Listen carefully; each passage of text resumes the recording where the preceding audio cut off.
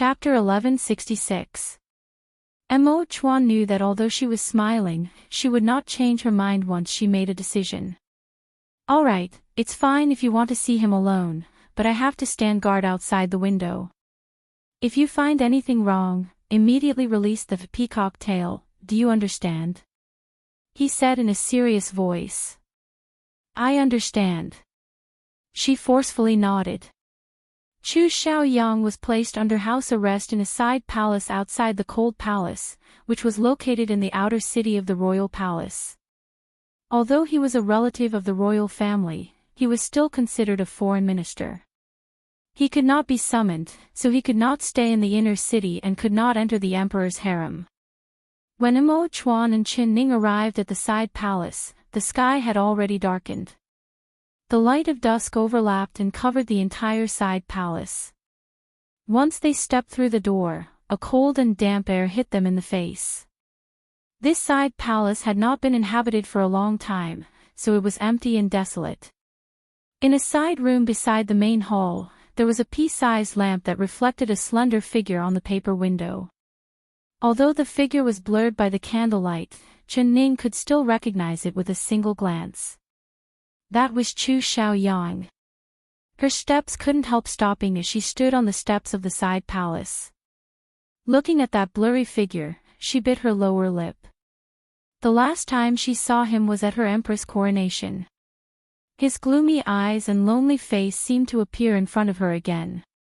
That high-spirited and overflowing Chu Xiaoyang had disappeared. He had changed, becoming a stranger that she did not recognize. Chu Xiaoyang's figure did not move for a long time. It was like he had turned into a statue, silently standing in the room. Chen Ning did not move either. She suddenly felt her heart start to beat erratically and her face instantly turned pale. She raised her hand to her chest and her body slightly swayed. What's wrong? Mo Chuan supported her.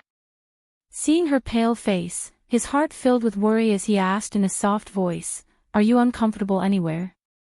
Chen Ning closed her eyes and took a deep breath. Opening her eyes, she revealed a smile to Mo Chuan. I'm fine. Her eyes looked at the layers of imperial guards outside the side palace before turning around. She walked down the steps and walked step by step towards the room Chu Xiaoyang was in. Mo Chuan tightly held her hand and felt her fingertips turn cold, gently trembling in his palm. His heart also began to fill with worry. Was the decision to let her see Chu Xiaoyang wrong? He suddenly wanted to regret it and stopped his steps. Ning, don't go in. Chen Ning looked back at him and saw the worry in his eyes. She slightly rolled her eyes and said with a smile, He's not a tiger, could he eat me? Just wait for me here, I'll go in myself. Just wait for me here, I'll go in myself. What kind of person Chu Xiaoyang was, he knew it better than her. When he went crazy, he was like a tiger coming down the mountain. If he hurt her, it would be too late for regrets. He suddenly felt a shiver and felt even more like he had made the wrong decision. He suddenly felt a chill run and he realized. Chu Xiaoyang's heart for her was very strong and he was a headstrong person. His martial arts were very strong and she didn't know any martial arts at all. Wasn't this sending her to the tiger's den? This matter has nothing to do with you, so I can't let you take the risk for me. Even if there is a little bit of danger, I won't let you go in. No, Mo Chuan, I want to go. Chapter 1167. The matters of the country are all people's responsibilities. Your matters are my matters. If I can't help you, how could I be worthy of being your wife? Chen Ning gave him a gentle smile and said in a soft voice, Believe me, I will find the answer to this riddle. She slowly let go of his hand and walked into the room. Yeah. At this time, the window of the room was suddenly pushed open and Chu Xiaoyang's figure appeared in front of the two of them. Since you're here, why are you dawdling outside? Emperor, you've come in the middle of the night, could it be because of the stolen blueprint? Alright, I might as well tell the emperor that it was I, Chu Xiaoyang, who sent people to steal it. As for the blueprint, it has already been burned by me, completely burned away. Chu Xiaoyang looked at Imo Chuan outside the window with a cold expression. With just a single glance, his expression suddenly changed. He looked at Qin Ning in the yard in a daze and his eyes were filled with disbelief. Ning I think I'm seeing Ning Am I seeing things? Ning is it really you?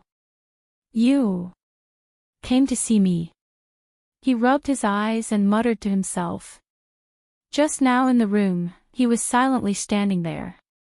There was no one else in his mind, there was only her.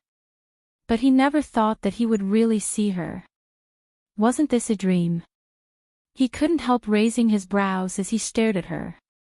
Chen Ning nodded at him. It's me. She reached out and pushed the door open. She walked in without any hesitation and then turned to close the door. Chu Xiaoyang suddenly felt his heart beating wildly. His mouth was dry and his eyes lit up. He stared at her slender back as his hands tightly clenched into fists by his side. She's here. She really came. Emperor, your Empress is here to see this minister, so why are you standing outside the window? Why don't you come in and sit? He suddenly turned his head and looked at Imo Chuan from the corner of his eyes. His brows slightly jumped up as he looked at Imo Chuan with a provocative look. Are you not afraid of a man and woman alone in a room and bad rumors will spread? Imo Chuan coldly looked at him, not saying a word. His eyes were as sharp as ice and Chu Xiaoyang felt a chill run down his back.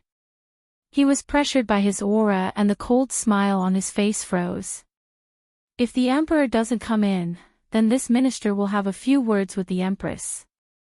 Chu Xiaoyang waved his sleeve and a strong wind flew out. The two long windows were closed with a pa sound, blocking Imo Chuan's line of sight. Imo Chuan gritted his teeth and looked at the two figures reflected on the paper window. His internal energy was deep and no matter what happened in the room, it would not escape his ears. He was always on guard and if Chu Xiaoyang dared to make a move, he would charge in without any hesitation. This minister greets the Empress. Chu Xiaoyang's voice rang out. He purposely dragged out his words. There was not a trace of humility in his voice and it was filled with mockery. Chapter 1168. Chu Xiaoyang gave a proud and wild laugh. He laughed until tears began to flow out. All the anger and resentment in his chest burst forth in an instant. Chu Xiaoyang. If you dare say another word, this one won't be polite to you. Imo Chuan's eyes popped out of their sockets when he heard this. He wished he could immediately grab Chu Xiaoyang's throat and stop his wild laughter. Ha, ha, you won't be polite to me. When have you ever been polite to me? Emperor, I am your blood-related nephew, how have you treated me all these years? You stole my throne, and you stole my woman. What else do you want to take from me? Just come and take it. What throne, what noble title, you can take it all. I, Chu Xiaoyang, don't care about it at all. Even if you want to take my life, I won't even bat an eyelid. Chu Xiaoyang laughed like a mad tiger. He laughed while looking at Qin Ning without blinking. Tears unknowingly came to his eyes. No more, he had nothing left. Even the girl he had loved for 8 years had become someone else's bride. He had thought that his heart was dead, but he never thought that when he saw her, his dead heart would regain its vitality. It wildly beat in his chest, almost jumping out of his chest. She still had the familiar face from his memories. Her skin was white and her face was picturesque. Her face was a bit haggard, but her eyes were still as bright as before. Even after hearing his insulting words, her face was still calm. She just used her clear-as-water eyes to silently stare at him. Chu Xiaoyang's heart filled with shame and he couldn't help lowering his head under her gaze. Those dirty insults were swallowed back into his stomach. He knew that he was no longer in her heart and that she had become someone else's wife. He should hate her to the bone, but when he saw her eyes, Chu Xiaoyang found that he couldn't hate her at all. He was still deeply, deeply in love with her. This was truly sad. Chu Xiaoyang took a deep breath and looked up. Looking into Chen Ning's eyes, his beautiful lips slightly curled up, revealing a smile that could captivate the world. At this moment, it was like he was that high-spirited, arrogant King Ding Yuan again. I ought to congratulate you, don't I? Empress, he said with a faint smile. Chen Ning looked at him for a while and noticed that his brows were raised. This was a friendly signal, he was no longer hostile towards her.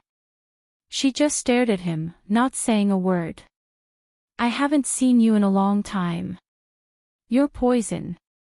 Is it completely cured? Chu Xiaoyang spoke again.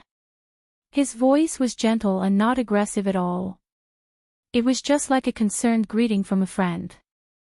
Chen Ning slowly nodded, thank you for the 1,000-year-old snow ginseng. Hearing the words, 1,000-year-old snow ginseng, Chu Xiaoyang's eyes flashed with a complicated look and his eyes became sharp again. He did not forget the scene in that dungeon. He did not forget that she had bloomed like a flower under his body. If Chu Xiaobai had not saved her, she would have already belonged to him. No one could take her away. But fate was always against Chu Xiaoyang, never letting him obtain what he wanted the most. Chapter 1169. He gave a cold laugh. I traded a life for a life, you don't need to thank me. You saved me 8 years ago and I saved you 8 years later, so we're even. I, Chu Xiaoyang, am not a begging person, you don't need to look at me like that. Do you think I'll still bother you? Do you think I'll still be infatuated with you?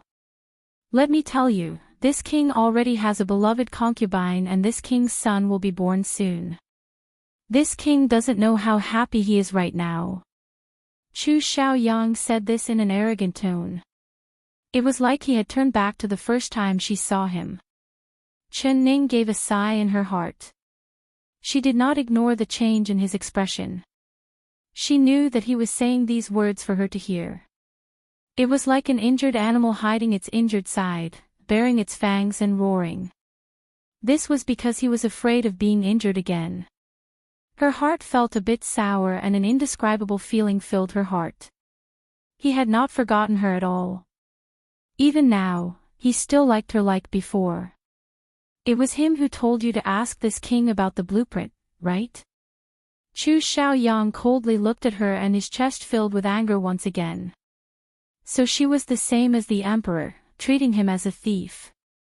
This king will tell you the truth. That bullshit blueprint was stolen by this king. Does he think that he can hide his secret deal with the northern Qi country from this king's eyes and ears? This king will let him see it and not have it. He wants the blueprint. No. This king has already burned it down and burned it clean, not leaving a single thing behind. He paused and looked out the window with a cold gaze. He raised his voice and said, if you want to punish this king for his crimes, just give the order. This king is not afraid. You can strip this king of his marquis title, you can throw this king into prison, you can even behead this king in public. Come. Why do you need to hide outside and not show your face, letting a woman question this king? Chu Mo Chuan, if you were a man, give the order and take this king's head. Mo Chuan tightly pursed his lips. His eyes were filled with anger, but he did not say a word. If the blueprint really was stolen by Chu Xiaoyang, then his actions were treasonous. He could give the order to punish him, strip him of his title, and even behead him. But he could not do it. I found the blueprint. Chen Ning suddenly said. Chu Xiaoyang was like a mad lion, baring his teeth and roaring. He was stunned when he heard this. He turned to look at her and knit his brows. Found it. Then a look of shock flashed across his face and his lips curled into a cold sneer. Since you found the blueprint, what are you doing here? Why are you keeping this king under house arrest? Why aren't you letting this king out? His aura was overbearing. Chen Ning stared at him without blinking. She said unhurriedly, although the blueprints have been found, the mastermind behind the theft of the blueprints has not been found. I have now confirmed that this matter has nothing to do with the Northern Qi emissaries. The most suspicious person is you. King Dingyuan, can you tell me the real reason you went to visit the Northern Qi envoy that day? She directly asked while carefully observing Chu Xiaoyang's expression and body language at the same time. Chapter 1170.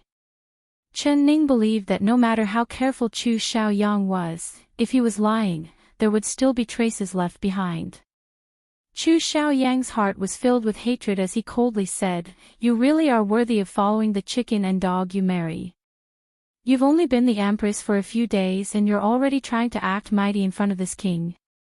Empress, are you treating this king as a criminal to interrogate? Whether I'm treating you as a criminal or not, you should be clear in your heart. King Dingyuan, I hope to hear the truth from your mouth. If you didn't do it, I will not let you take the blame for someone else. If you really did it, I want to know what your goal is. Can you calm down and put away your anger?" Chen Ning silently looked at him like a hedgehog, stabbing people with his spikes. Your words are even better than singing. Do you think this king doesn't know what you and Chu Mo Chuan are thinking? It doesn't matter if this king did it or not. Chu Mo Chuan will definitely put this dirty water on this king's head.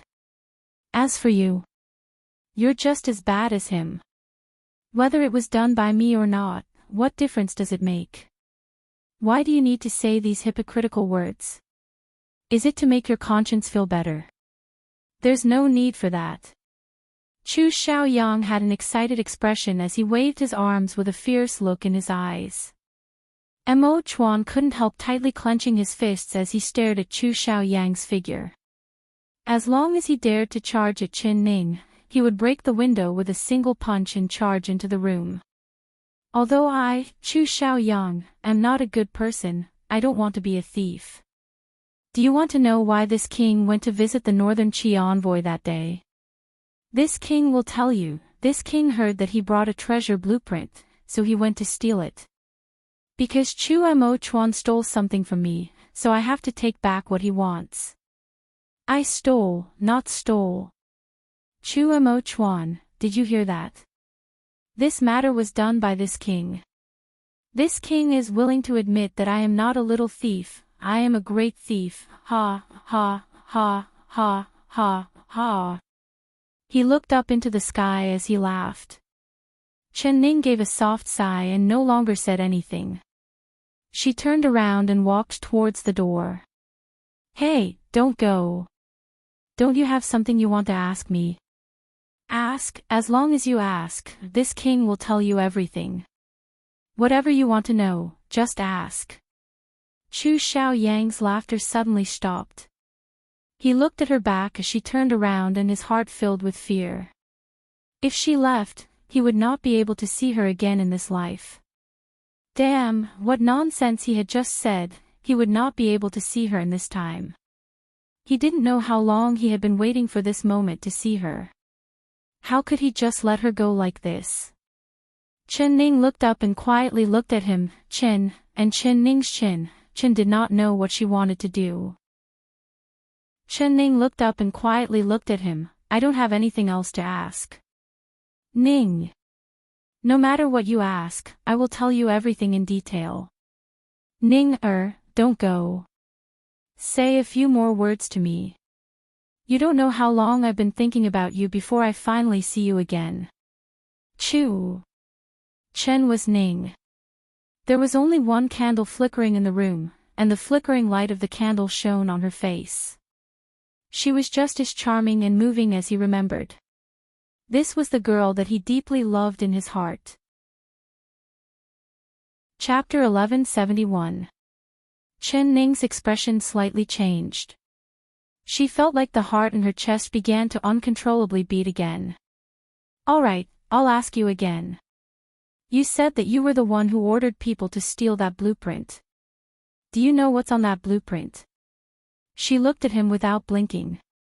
Chu Xiaoyang replied without even thinking, of course I know. Then tell me, what is it? Chu Xiaoyang hesitated for a bit before replying, weapons, of course it's weapons. Oh, what kind of weapons are they? Spears. Swords. Halberds. Bows.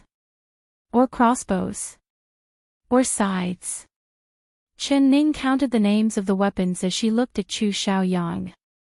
Chu Xiaoyang asked back, is this question important? No, it's not important at all. Chen Ning took a deep breath and opened the door. I've already asked what I needed to ask and I already know the answer to this matter. King Ding Yuan, you can be assured that the Emperor will not randomly accuse you of anything just because you were disrespectful to him. If it's right, then it's wrong. Whoever made a mistake will be the one to bear it. She said each word in a loud and clear voice. After saying this, she walked around Chu Xiaoyang and opened the door, walking out without looking back. Chu Xiaoyang's finger slightly moved. When she passed by him, he almost couldn't control himself from wanting to grab her and tightly hug her. But he just stood there without moving. The wind came in from outside the door, lifting his robe and messing up his hair. His eyes stared at her back as he watched her walk to that man's side. That man tightly held her hand and pulled her out of his sight without looking back. Chu Xiaoyang seemed like he had turned into a statue. There was no expression on his face at all, but his eyes were filled with flames of pain. After walking a very, very far away, Mo Chuan finally stopped. He pulled Chen Ning's hand and faced her. Ning, I shouldn't have let you see him and be humiliated by him. This matter has nothing to do with you, but for me. No, Mo Chuan. Chen Ning gently cut him off. There was no anger or disgust on her face. Your matter is my matter, unless you don't treat me as one of your own. Silly girl, in this world, the person I trust the most is you. Mo Chuan reached out his arms and gave her a tight hug. Since Chu Xiaoyang admitted that he did it, I won't show mercy. Wait for me to report this to mother and then I'll punish him. Mo Chuan, do you believe his words?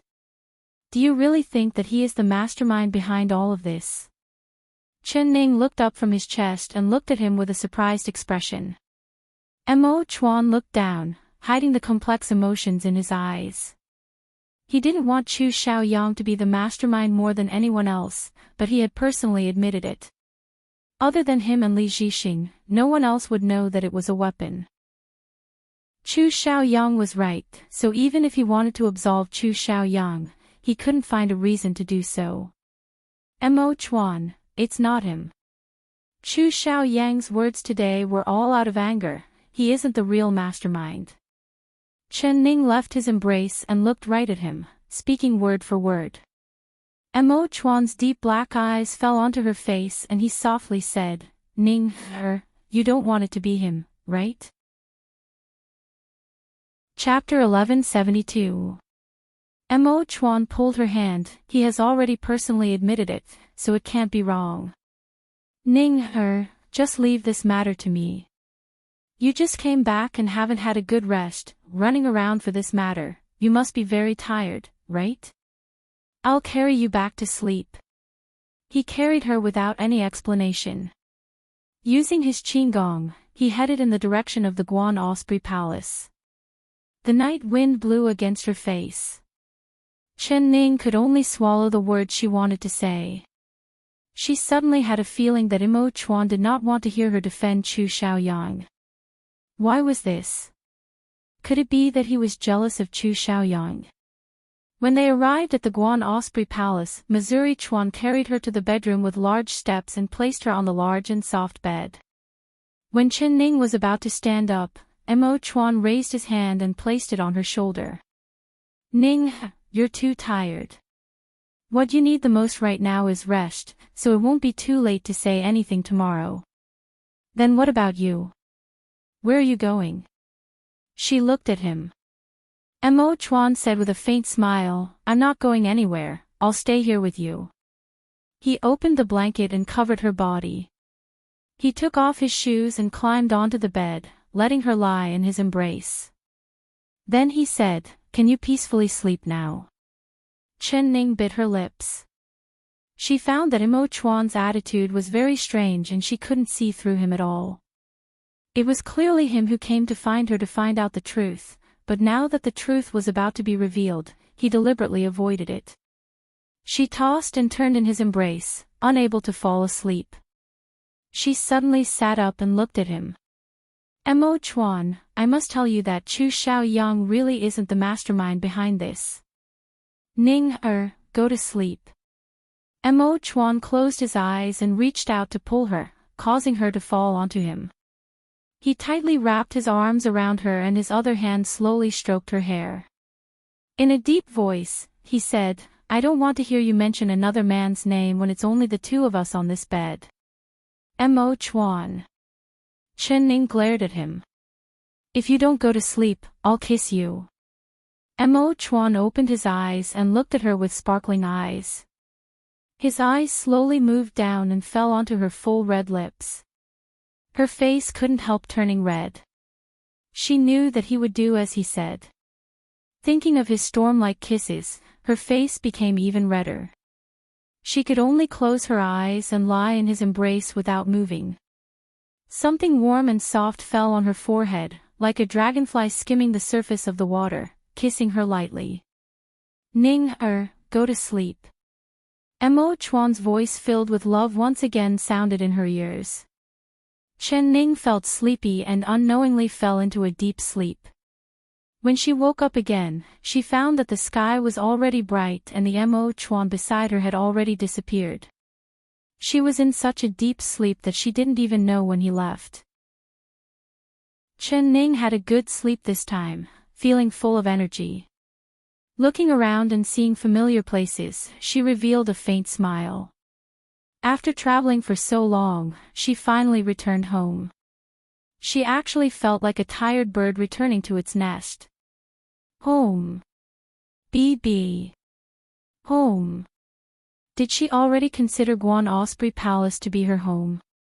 It seemed that this was the first place she felt a sense of belonging since she transmigrated.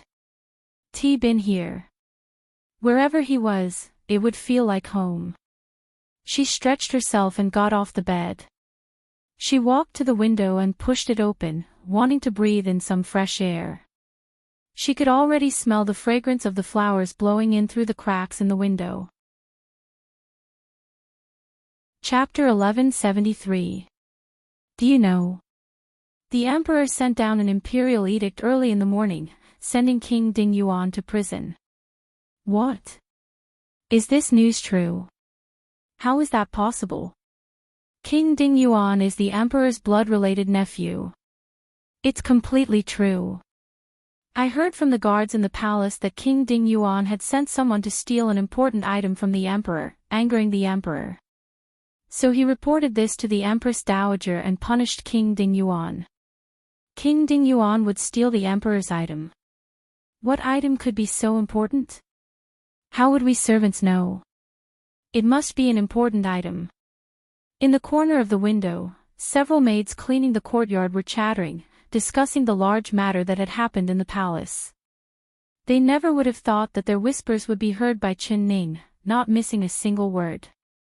She stood in front of the window with her hand on the window frame, but she did not open it. It was like her acupuncture point had been poked, completely stunned. The maids discussed in a low voice for a while before dispersing and cleaning the courtyard. Chen Ning stood in a daze in front of the window for a long time until there was a soft knocking sound coming from the door. "Young miss, are you awake?" It was Xiao Ru's voice. It was like she did not hear anything as she stood in front of the window. The voices of the maids echoed in her ears. Chu Xiaoyang had been punished by Mo Chuan and thrown into prison. And it was in the name of stealing. But the mastermind behind the blueprint was not Chu Xiaoyang at all. Chen Ning was 100% sure that this matter had nothing to do with Chu Xiaoyang. She had wanted to tell Mo Chuan her thoughts several times last night, but Mo Chuan had interrupted her and changed the topic. Could it be that Mo Chuan did not want to hear it at all? Or did he already think that Chu Xiaoyang was the mastermind? She knit her brows and thought about it. This answer, only Mo Chuan could give her. But Mo Chuan had disappeared early in the morning. Was he purposely avoiding her, not wanting to hear her true answer? Young miss, you're awake. This servant thought you were sleeping, so I didn't dare disturb you. The door was silently pushed open and Xiao Ru quietly walked in with her toiletries. Seeing Chen Ning standing in front of the window, she let out a sigh of relief and revealed a pure smile on her face. It was like a ray of sunlight, dispelling the haze in Chen Ning's heart. Chen Ning walked over with a smile and rubbed her hair. She thought that if she was as pure as Xiao Ru, perhaps she would be a lot happier. Xiao Ru, go and find out where the Minister of War Li Zhixing is being held. After washing up, Chen Ning decided to continue investigating the truth of the matter. She had already met 2 of the 3 suspects. She had to meet the last one to confirm her judgment. The news that Xiao Ru had brought back shocked her. When Mo Chuan gave the order to lock Li Zhixing up in the heavenly prison, he had already restored Li Zhixing's freedom and allowed him to return to his palace. It seemed like Mo Chuan had already made his decision. He believed that the person who stole the blueprints was Chu Xiaoyang and no longer suspected Li Zhixing. She looked up at the sky outside. Mo Chuan should have finished his morning court session at this time. He did not return to the Guanyu Palace, so he should be in the royal study. She looked up at the sky outside. Mo Chuan should have finished morning court at this time. He didn't return to the Guan Osprey Palace, so he must be in the royal study dealing with matters. Chapter 1174.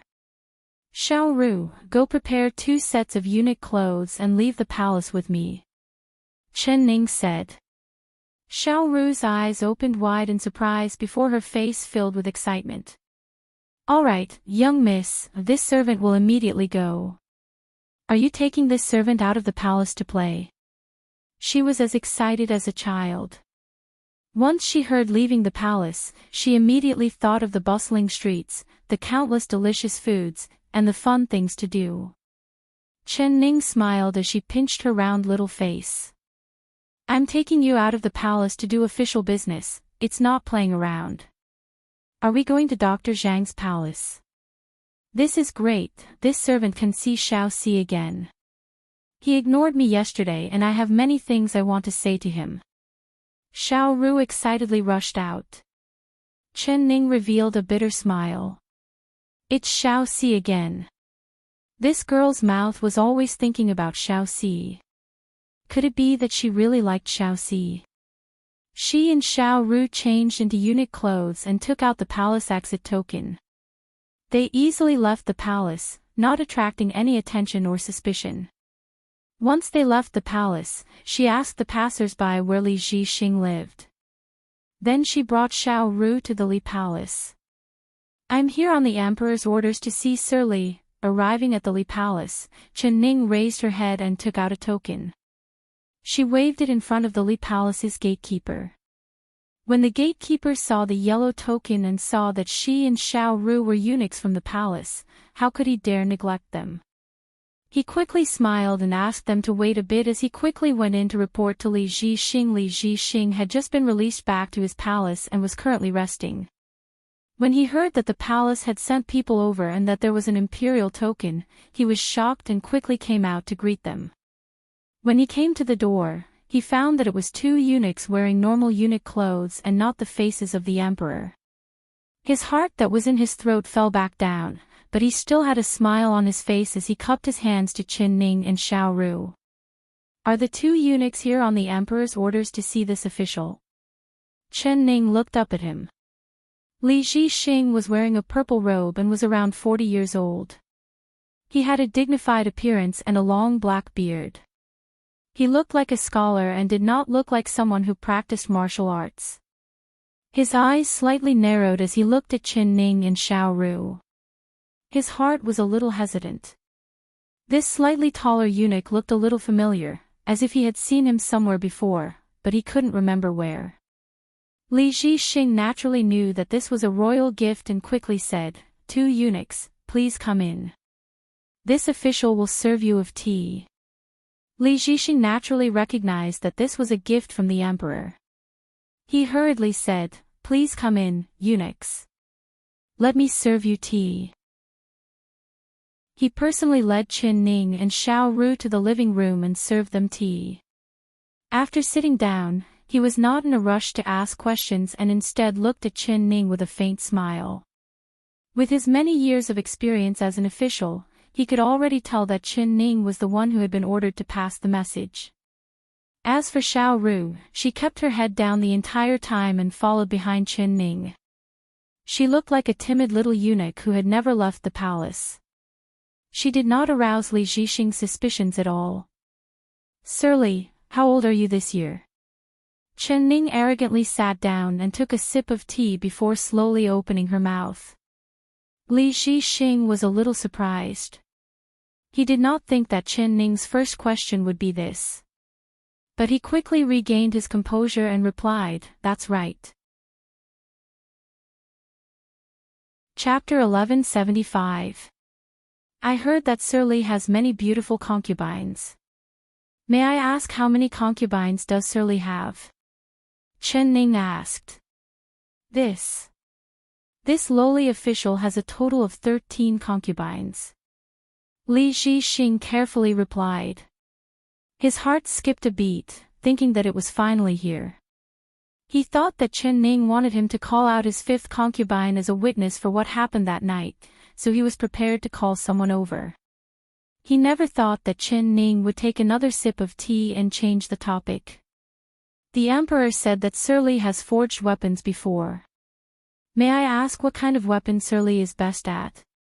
Is it a long knife, a short sword, a spear, an arrow, a crossbow, or some other strange weapon? Li Zhixing was stunned again. He thought about it and said, "When this lowly official was young, I learned a bit of the art of forging from a blacksmith master, but I am definitely not proficient in it. I most often forge tools like hoes and sickles. As for weapons, I only know how to make simple short knives and daggers." So you're saying that Sir Li doesn't know how to make bows and arrows or crossbows? Qin Ning asked. When Li Zhixing heard the word crossbow, his eyebrows slightly moved and his eyes couldn't help turning to the upper right corner. Then he shook his head and said, "No, but this lowly official has received the favor of the emperor and been given the heavy responsibility of being the Minister of War. I have studied the blueprints of all 18 kinds of weapons. Although I don't know how to make them, I can still understand the principles behind them."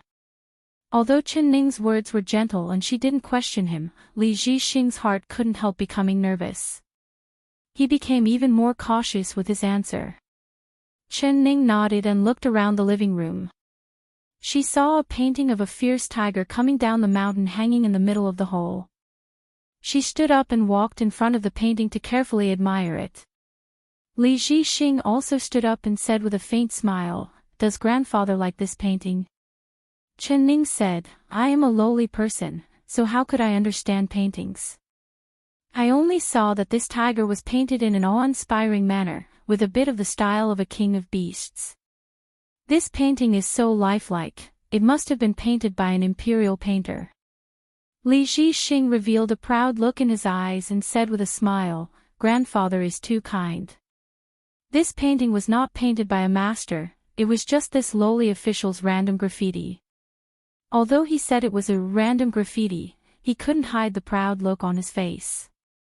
This was because Qin Ning's words had hit the bottom of his heart. Although he was the Minister of War, he was a very good painter and the one he was most proud of was this tiger descending the mountain painting. Ah, so Sir Li is skilled in both the pen and the sword. Sir Ji is both. My apologies for not recognizing me. I didn't expect Sir Li to know how to forge weapons and paint so well. If the emperor knew that Sir Li had such talent, he would definitely be very happy. Perhaps he would even appreciate Sir Li even more. The smile on Li Zhixing's face became even deeper. He took out a red seal from his sleeve and quietly placed it in Qin Ning's hand. I asked Grandfather Ji if Qin Li Ji say something good in front of this. Qin Ning put the red seal into her sleeve and said with a smile, say a few good words for me. Ji is. Darren Li must have other matters to attend to, so I will take my leave first. The Emperor is still waiting for me to return to the palace to report. Chapter 1176. The Emperor suddenly sent these two eunuchs to interrogate him, and the questions they asked were completely unrelated. What was the meaning of this? Even though Li Zhixing thought he was smart, he was still confused. He could not understand the meaning behind Qin Ning's words. Could it be that the Emperor was still suspicious of him because of the stolen blueprints? But with the imperial edict this morning, Chu Xiaoyang had already been sentenced to prison. Could it be that something had changed? But he observed Qin Ning's expression. The Emperor did not seem to be suspicious of him. If he was suspicious, he would not have sent these two little eunuchs to interrogate him. The Emperor would have already summoned him into the palace and personally interrogated him. Li Zhixing thought of the questions Qin Ning had asked him and his heart fell back into his stomach. He was just an incompetent little eunuch, what did he know? Qin Ning and Xiao Ru turned the corner and arrived at a place where there was no one. She took out the red envelope that Li Zhixing had given her from her sleeve and opened it. There was only a thin piece of paper inside. So stingy. Xiao Ru could not help flattening her lips. She recognized that it was the banknote of the largest bank in the capital. But he only gave her one, and it was at most 200 silver coins. Stingy. Qin Ning revealed a faint smile. She took out the banknote and waved it in front of Xiao Ru. My God, it's actually gold. An entire 100 gold coins. Xiao Ru finally realized that it was not a banknote, but rather a 100 gold coins banknote. Her eyes suddenly popped out and began to shine. Who would have thought that I would make a small fortune on this trip out of the palace? This Surly is really generous, giving out 100 gold coins in one go. Xiao Ru, this is for you. Qin Ning smiled as she handed the gold banknote over to Xiao Ru. This servant can't take it, this is too much. Xiao Ru did not dare take it. This 100 gold coins was worth at least a few thousand silver coins. If I say take it, then take it. Since this is ill-gotten money, you can keep it as your dowry. Qin Ning giggled and stuffed the gold banknote into Xiao Ru's hands. Hearing the word dowry, Xiao Ru's face could not help turning red. Of course she knew that in this era, a woman's dowry represented her status. She was a maid, so if she did not have a dowry, she would be looked down upon by her husband's family. But if she had a large dowry, then she would be looked down upon. But if she had a large dowry, then she would be looked up by others. Eldest miss, I don't want to. I will never marry in this life. I will always follow eldest Mississippi. I won't marry anyone. She said with a firm expression. Silly girl. Qin Ning smiled and put away the gold bills. She pinched her cheeks and said, all right, then I'll help you put them away first. When you get married, I'll give you another box. Xiao Ru stomped her foot. Young miss, you always want this servant to marry someone. Is it because this servant is too stupid and you don't want this servant to stay by your side to serve you? She pursed her lips in grievance and almost cried out. Qin Ning smiled and said, if I say I want you to get married now, then you'll start crying. In a few years, if I don't want you to get married, then I don't know how much you'll cry. Xiao Ru's face turned red from her teasing. She wanted to cry and laugh at the same time. Tears began to form in her eyes. Chapter 1177. Although Xiao Ru was not that smart, she was simple and pure, wholeheartedly treating her well. Whenever she thought of her, she would feel touched and warm. Chen Ning had already treated Xiao Ru like her own little sister. Her heart was thinking that no matter what, she would find a good home for Xiao Ru, letting her live a peaceful and happy life without any worries. "Young miss, aren't we going back to the palace?" Xiao Ru found that Chen Ning was leading her through the streets, heading east. Returning to the palace should be heading west. Of course not. We're going to Dr. Zhang's palace now. I want to see Xiao Bai's condition and see my master. Chen Ning pulled Xiao Ru faster. Hearing that they were going to Dr. Zhang's palace, Xiao Ru's eyes lit up. She giggled and clapped her hands.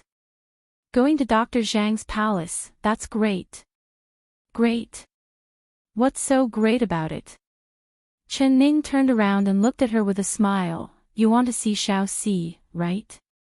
That's right, this servant has a lot of things to say to Xiao Si. Our experience on this road was very exciting. I believe that Xiao Si will be stunned listening to it. It was always him telling me stories before, but now I can finally tell him stories. Xiao Ru's eyes lit up with excitement and her little face turned red. She was innocent and did not know how to hide her feelings at all. If she liked him, then she liked him. Whatever she thought in her heart, she would say it, not hiding it at all. Chen Ning gave a slight sigh in her heart. She really envied Xiao Ru's frankness, she couldn't do it herself. The two of them arrived at Dr. Zhang's palace. The gatekeeper saw that the two of them were wearing eunuch robes and thought that they were eunuchs sent by the palace, so he let them in. Chen Ning brought Xiao Ru to a familiar room in the back courtyard. Before they could even enter, she saw Zhui Feng come out of the room and block the door with a vigilant look. Who are you? Where do you work? How come I've never seen you before? He had followed Mo Chuan for 10 years and he had seen almost everyone in the palace. Whether it was the guards or the eunuchs, the old or the young, perhaps he couldn't remember their names, but he had an impression of each person's face. Seeing Chen Ning and Xiao Ru disguised as eunuchs, he couldn't help being stunned. He felt that they looked familiar, but he was sure that there had never been two eunuchs in the palace before. Xiao Ru's mouth flattened and her nose turned up. She fiercely rolled her eyes at him and then turned around, ignoring him. She still remembered the last time he ignored her. She swore that if she spoke to him again, she would be the son of AB*TCH. Zhui Feng was stunned for a second, feeling that this little eunuch's expression was very familiar. He took a closer look and recognized Xiao Ru, then he recognized Chen Ning. This subordinate greets the Empress. He quickly bowed down. No need to be so polite. How is Xiao Bai? Xiao. Chen Ning said this as she walked through the door. King Jing'an is already out of danger and the divine Dr. Gu has said that his life has been saved. As long as he continues to take medicine, he should be fine in less than 10 days. Zhui Feng followed behind Chen Ning with a happy expression, but he was forcefully stepped on by Chen Ning. Ning, Ling, Chen said, Ling, Ning, and said. Chapter 1178. Zhui Feng took 2 steps back and strangely scratched his head. He was thinking that he had not offended this stupid girl, so why was she treating him like this recently? This was really strange. Xiao Bai. Chen Ning walked into the room and couldn't help calling out in a soft voice. Then she was pleasantly surprised to find that Chu Xiao Bai's long eyelashes seemed to slightly tremble, but when she looked closely, his eyes were still closed and he did not move at all. It seemed like it was just an illusion. Her heart was filled with a bit of disappointment. She suddenly heard Gu Qingze's voice ring out. When she came in, Gu Qingze was probably too tired. He had not rested for an entire day and night, so he was sleeping soundly on the couch, so she did not disturb him. Master, you're awake. Chen Ning looked back with a face filled with gratitude. Gu Qingze jumped up from the couch with a very nimble movement. If Shui Feng saw this scene, his chin would have fallen off. The patient is responding to your call. Gu Qingze was a bit surprised. He placed 3 fingers on Chu Xiaobai's pulse and said, "Little girl Qin, call him again." Chen Ning was pleasantly surprised. She raised her voice and whispered into Chu Xiaobai's ear, "Xiaobai, I'm here to see you. Can you hear me?" Gu Qingze felt the pulse under his fingers suddenly jump twice. His calm face suddenly filled with excitement as he said, "Keep talking to him, he really is responding to your voice." Although he had spoken very confidently in front of Chen Ning, Chu Xiaobai's illness was the most troublesome and difficult illness he had ever encountered. Whether or not he could be pulled back from the gates of hell, he had no confidence at all. Especially after a night of problems, he had used almost all of his strength and reached the limit of his medical skills before finally bringing Chu Xiaobai back from the dead. Now Chu Xiaobai's life was saved, but his mind had not recovered. No matter if he used acupuncture, fire, or scratches, Chu Xiaobai did not react at all, which made him very annoyed. Although he had saved Chu Xiaobai's life, he was like a living dead. He was in a daze, not moving at all. Wasn't this the greatest shame in his medical history? Otherwise, he wouldn't have made a move. Since he made a move, he would make the patient return to how he was before he got sick, lively and jumping around. If he kept treating him and ended up treating a living dead, then his reputation as the #1 divine doctor in the world would be destroyed. But no matter how he thought, he could not find a way to awaken Chu Xiaobai's mind. He had tried everything he could think of, but it was all useless. This was the first time Gu Qingze felt helpless as a doctor, but he had a strong personality. When Shui Feng asked him about Chu Xiaobai's condition, he said without any hesitation that he would be cured in 10 days. Gu Qingze knew in his heart that he could cure Chu Xiaobai's body, but his heart, he could not cure it. Unless he could find the key to unlock the lock in his heart, he might lie on the bed without knowing anything for the rest of his life, becoming a living dead. At this time, he found that after Chen Ning came in, with just a soft call, Chu Xiaobai's eyelashes trembled a bit. Chapter 1179.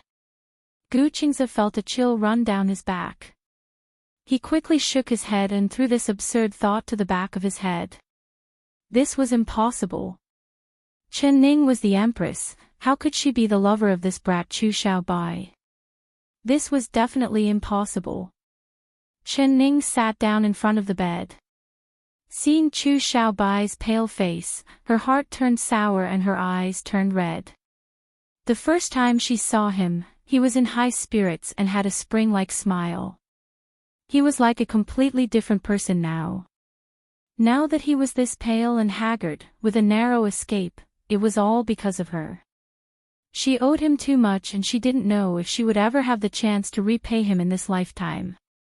Xiaobai, you've done very well, you really kept your promise. When I left, you promised me that you would wait for me to come back and you really did it. You know, I invited the world's #1 divine doctor to treat your illness, so you will definitely get better.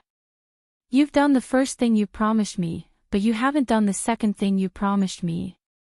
I want to wait for you to completely recover, and then I'll finish that thing. You're a man, so you should keep your promise.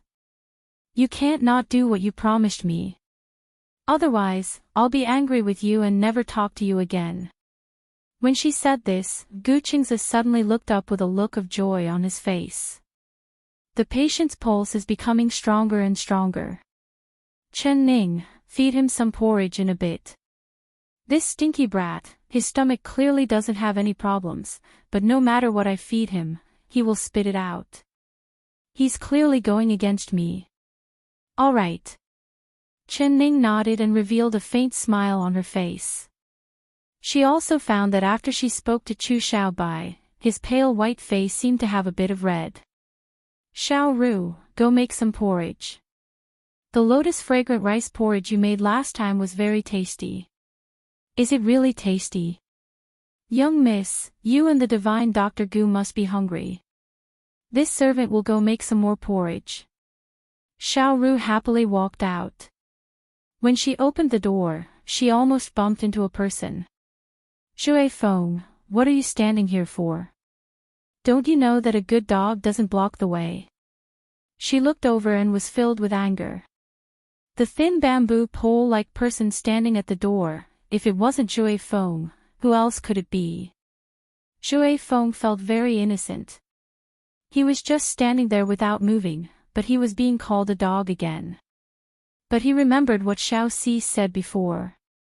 He should never reason with a woman. So he silently retreated to the side. He didn't say anything to defend himself and let Xiao Ru pass by him. In the room, Gu Qingzi couldn't help asking, Chen Ning, what did you promise to do with this stinky brat? This matter can only be done by him, can it be done by others?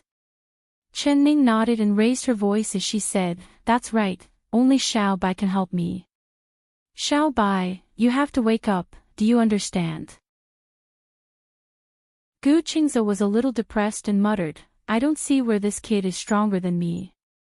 If he can do it, I can do it too. Chapter 1180. Gu Qingzi almost spat out the rice. He stared at Chen Ning, not knowing if he wanted to laugh or be angry. This mischievous girl, she was actually playing tricks on a half-dead person. This, what kind of person was she? Was it wrong for him to accept her as his disciple? She was full of schemes, who knew if this girl would even play tricks on her master in the future? Gu Qingzi felt a headache coming on. Not long after, Xiao Ru came in with 3 bowls of steaming hot porridge. Chen Ning picked up a bowl of porridge and blew on it to cool it down. Then she scooped up a small spoonful and placed it in front of Chu Xiaobai's lips. Don't feed him too much, he hasn't eaten in a long time and his stomach is empty. If he eats too much, it will be bad for his body, so just feed him a few mouthfuls. Gu Qingzi said. All right. Chen Ning carefully fed the porridge into Chu Xiaobai's mouth and was pleasantly surprised to find that he actually began to swallow. His throat moved and he slowly swallowed that mouthful of porridge. Very good, keep feeding him. Gu Qingzi said again, but he was thinking in his heart, this stinky brat, when a beautiful girl fed him porridge, he couldn't wait to eat it.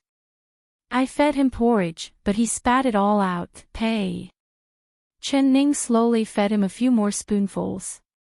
Chu Xiaobai swallowed it all and he didn't show any signs of vomiting after a while.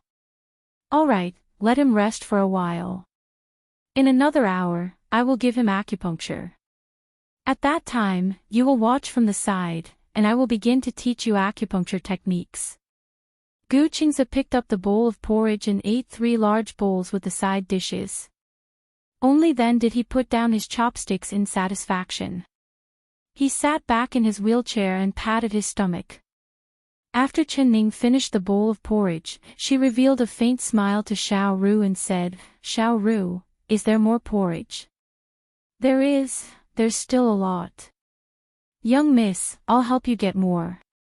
Xiao Ru's smile turned into crescents. She saw that the things she made were so popular, she was happier than eating 10 bowls of porridge in a row. I'm already full. Xiao Ru, you haven't eaten yet, right? Quickly go eat something. That's right, Shui Feng hasn't eaten yet either. If there's more porridge, give Shui Feng a few bowls. Look at how thin he is, he'll be blown away by the wind. Chen Ning revealed a smile as she looked out the door. She saw Shui Feng's tall and thin figure standing outside. His eyes were staring at the porridge in Xiao Ru's hands. His throat was moving up and down, clearly he was hungry. She knew that Xiao Ru was angry with Shui Feng, so she deliberately made Shui Feng look very pitiful, wanting to arouse Xiao Ru's sympathy. Who would have thought that Xiao Ru's anger towards Shui Feng had not disappeared? She hatefully said, being blown away by the wind is better. Being blown to someone else's house is better than being stuck at the door like a dog blocking the road. Ning. Out, He would, Shifong, she, Ning, she, tu, she, Fong, she, Fong, she. After a while, she came out of the kitchen with a bowl full of porridge and walked over to Shui Feng. Shui Feng's stomach was already rumbling with hunger. When he saw Chen Ning and Gu Qingze eating porridge, it was unknown how much saliva he swallowed. But because of his pride as a man, he couldn't ask Xiao Ru, the stupid girl he looked down on, for a mouthful of porridge. At this time, he saw Xiao Ru come over with the fragrant porridge. His eyes couldn't help lighting up and he reached out to receive the porridge. Miss Xiao Ru, many thanks. Chapter 1181. This was because Xiao Ru directly threw the porridge on the ground and stomped her foot as she said, "Humph, the porridge I made, I'd rather feed it to the dogs than give it to those people who don't know what's good for them." After Xiao Ru said this, she turned to leave. Shui Feng's face instantly turned red like he had been slapped by Xiao Ru. He was very embarrassed and wanted to dig a hole in the ground for him to hide in. He took back his hand and forcefully clenched it into a fist. Then he stared at Xiao Ru's back. While he was embarrassed, he couldn't help feeling angry. Wasn't it just a bowl of porridge? What was so special about it? That stupid girl actually treated it like a treasure, not willing to give it to him. Humph, she would rather feed it to the dogs than him. Was he not even comparable to a dog in her eyes? Shui Feng's heart felt very uncomfortable. Chen Ning saw this scene and she couldn't help secretly shaking her head. Shui Feng really was a blockhead. He had ignored Xiao Ru for the past few days and had offended Xiao Ru. Did he not know that women could not be offended? It was estimated that Xiao Ru would remember him for a lifetime and be angry with him for a lifetime. Perhaps Shui Feng would never have a chance to personally eat Xiao Ru's porridge. Xiao Ru brought out another bowl of porridge from the kitchen. This was what she had prepared for Xiao Si. This time Shui Feng did not even look at her. His eyes looked at his nose looked at his heart, and his eyes did not move. However, after smelling the aroma of the porridge, his stomach failed to live up to his expectations and growled. Gululu, gululu. In an instant, Shui Feng's face turned red to his ears and he was so embarrassed that he wanted to hide in a hole. He looked down and stared at his shoes. He forcefully pressed down on his stomach and said in his heart, "You're not allowed to cry out. You're not allowed to cry out. This is simply too shameful." Who would have thought that the harder he pressed down, the louder his stomach would cry out? It was like it was purposely going against him. Although Shui Feng did not look up, he could see Xiao Ru's mocking eyes looking at him. He felt ashamed and immediately activated his qigong. He jumped onto the roof and disappeared from everyone's sight like a breeze. Ha, ha, ha, ha, ha. Xiao Ru held the bowl of porridge. Seeing Shui Feng's sorry appearance, she couldn't help holding her stomach as she laughed. She bent over and the bowl of porridge in her hand fell to the ground, spilling the porridge all over the ground. Interesting, very interesting. Stupid blockhead, you want to eat the porridge I cook, but you can't. You're going to starve to death, you're going to die of hunger. She felt that the anger from Shui Feng had been swept away and her mood became incomparably carefree. However, this happy mood of hers instantly turned to disappointment when she couldn't find Xiao Si. "Dr. Zhang, do you know where Xiao Si went?" She couldn't help waking up Dr. Zhang who was sleeping soundly in the room. Dr. Zhang drowsily waved his hand. "Where did these mosquitoes come from? Don't disturb my old man's sleep." He turned over and continued to sleep soundly. After not having a good rest for over 10 days, the #1 divine doctor in the world finally came to save Chu Xiaobai from danger. Dr. Zhang's old heart finally fell back into his stomach and he could finally have a good sleep. Right now, even thunder wouldn't wake him up.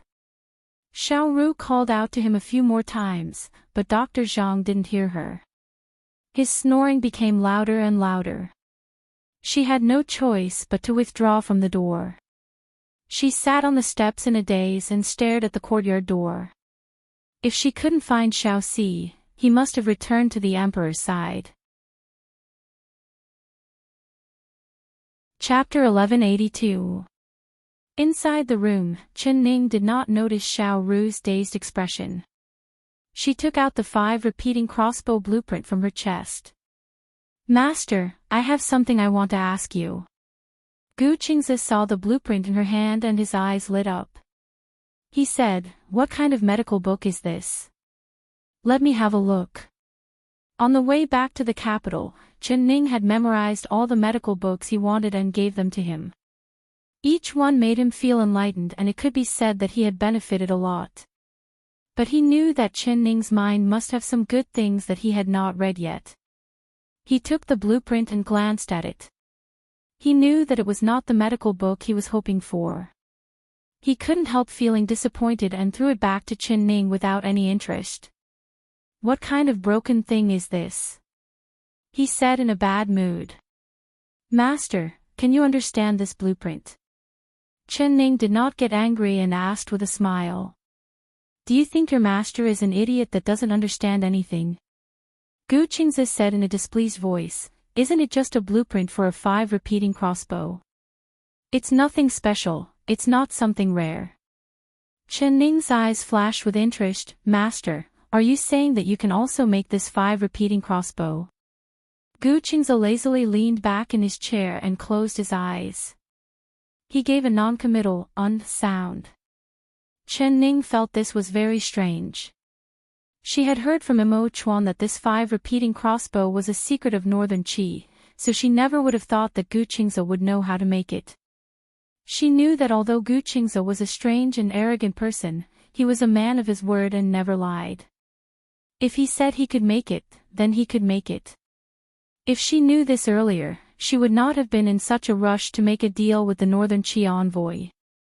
She could have saved a large amount of money for the West Chu treasury. Gu Qingzi closed his eyes and said unhurriedly, "If you want me to help you make the thing on this blueprint, it's not impossible. Take out an ancient medical book that I haven't read and I'll make you a quintuple crossbow. I guarantee it'll be even more exquisite and nimble than the one on this blueprint." Chen Ning's eyes lit up. "If Master doesn't care about it, then I don't care about it either. It's just a 5 repeating crossbow, it really isn't anything special. Master, I want a 10 repeating crossbow. If you can make it for me, I'll give you 3 medical books. 3 units. Gu Qingzi suddenly opened his eyes and straightened up from his chair. "Are you serious?" "It's completely true." Chen Ning solemnly nodded. "You said you want 10 repeating crossbows?" Gu Qingzi looked at her thoughtfully. "Master, can you make it?" She didn't answer his question but instead asked him a question, her eyes shining brightly. Gu Qingzi answered without hesitation, "I can't do it. As far as I know, no one in this world has ever been able to make 10 repeating crossbows. Even the best weaponsmiths in Northern Qi can only make 8. Chen Ning was not disappointed. She smiled and said, "Then Master, if I had the 10 crossbow blueprints, would you be able to make it?" "Ning, you said you have the blueprint for a 10-shot crossbow." Gu Qingzi's face, which had always been as calm and composed as an ancient well without ripples, finally showed an expression of surprise. For the first time, his eyes revealed the light of excitement. Gu Qingzi's calm face finally revealed a shocked expression. Even the most famous master in Northern Qi admired him. Bystanders all said that his medical skills were unparalleled, but no one knew that his skill in the art of hidden weapons was also unparalleled. Even the most famous craftsmen in Northern Qi admired him greatly. Chapter 1183. As the saying goes, if you don't go crazy, you won't survive. It was because Gu Qingzi was obsessed with this that he easily fell into the trap that Chen Ning had designed for him. "All right." Chen Ning was waiting for him to say this. She pursed her lips and walked over to the desk to the side, laying down a piece of white paper. She was still not used to the soft brush, so she had Xiao Ru bring in a piece of charcoal from the kitchen. She drew on the white paper and began to sketch the Zhuge repeating crossbow's blueprint. Although it was just a sketch, and each part only had a few simple strokes, in the eyes of a great expert like Gu Qingze, the production principle was clear at a glance. He stared at Chen Ning's drawing without blinking. His eyes revealed a look of fanaticism and joy as he pondered over it. Woo, so it's like this. Not bad, not bad. This is a clever idea, completely unconventional. He sometimes nodded and sometimes shook his head. When Chen Ning finished drawing the Zhuge repeating crossbow's blueprint, he carefully looked at it in his hand. After a while, he put it down. The idea is good, but it's a pity it's too clumsy. Using this method to make a 10 repeating crossbow, it requires at least 2 or 3 people to use it. It can't be used by one person at all, so on the battlefield, it's just trash. It's flashy but not practical. When Chen Ning heard this, her eyes began to shine even brighter. This was because Gu Qingze had only looked at the blueprint a few times and was able to immediately point out the drawbacks of the Zhuge repeating crossbow. This was already not a normal master's level. You're right, this 10 repeating crossbow is indeed clumsy, but master, you can improve it, right? She smiled as she suggested. Gu Qingze was enlightened as he suddenly slapped his thigh and shouted, "That's right, I can improve it." But then he became a little dispirited, but making a 10 repeating crossbow is not that interesting. Northern Chi's Qi Yanyu can already make 8 repeating crossbows, so even if I make a 10 repeating crossbow, I won't be any better than him. It's not worth my effort to improve this thing. Qi Yanyu, Chen Ning said in a curious voice. This was the first time she had heard this name. Who is he? You don't even know Qi Yanyu. Then where did this 10 repeating crossbow blueprint come from? Was it not given to you by Qi Yanyu? Gu Qingze said in a surprised voice. Of course not, I accidentally wrote down this blueprint in an ancient book. It has nothing to do with the Qi Yanyu you speak of. Master, is this Qi Yanyu the master that invented and made the 5 repeating crossbow? Gu Qingze had a strange expression. He could not think that other than Qi Yanyu, there was another person in this world that had invented the 10 repeating crossbow. He composed himself and said, "That's right. He's the one who made the quintuple repeating crossbow, and I've heard that he recently made the octuple repeating crossbow. He's the greatest weaponsmith in Northern Qi, as well as the entire continent. There's almost no one who doesn't know his name. You're ignorant and inexperienced, so it's not surprising that you don't know his name." Amazing. Chen Ning stuck out her tongue and giggled as she said, "Master, you said that he's the most amazing production master, but is he better than Master Chen? I don't believe it. He is an expert in making weapons and I am an expert in hidden weapons. We both have our specialties and are evenly matched." Gu Qingze's face turned cold. Zi, looking at Gu Qingze's stinky face, there must be a story behind this. Chapter 1184. But Chen Ning never thought that Gu Qingze would not have any interest in the improved 10 repeating crossbow. She lowered her head and thought about it. Then she suddenly looked up and said, "I also know of a crossbow blueprint that can shoot 50 arrows at once. It's incomparably powerful, but it's a pity that the blueprint is incomplete and the method to make it has already been lost." 5. 50 repeating crossbows. This time Gu Qingze was truly shocked. His eyes opened wide in disbelief as he stared at Chen Ning without blinking. There's actually this kind of magical forging technique in this world. I don't believe it. Quickly draw it, quickly draw the blueprint for me to see. He impatiently urged her. Ever since Chen Ning met him, this was the first time she had seen him this agitated. "But master, that blueprint is incomplete. Even if I draw it, I can't make it." She deliberately spread her hands and revealed a helpless expression. Gu Qingze stared at her. If I tell you to draw it, then draw it. If you can't make it, then can't your master make it? He could not hide the excitement in his voice. His hands on the chair began to heat up and his eyes filled with passion. 50 repeating crossbows. This was a 50 repeating crossbow. Ha ha, if he could make 50 repeating crossbows, he would step on that person and make him look up to him forever. Just thinking of this, he felt an indescribable joy in his heart. All right, then I'll draw it now. Chen Ning pursed her lips. She picked up the charcoal pen again and began to draw the blueprint. Although Ma Jun's invention of the method to make 50 repeating crossbows had been lost for a long time, she still remembered a few pages of incomplete blueprints. Thus, she meticulously drew them according to her memory. Gu Qingze took the blueprint and his face turned serious. He knit his brows and carefully looked at it. Chen Ning held her breath, not daring to disturb his train of thought. Because there were too many missing parts of the blueprint, there were many key parts that did not have examples. Wanting to recreate the 50 repeating crossbows with these incomplete blueprints was as hard as ascending to the heavens.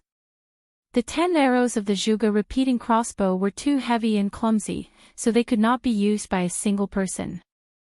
These 50 repeating crossbows were 5 times more than the Zhuge repeating crossbow, and the weight and volume of the arrow box were also 5 times larger.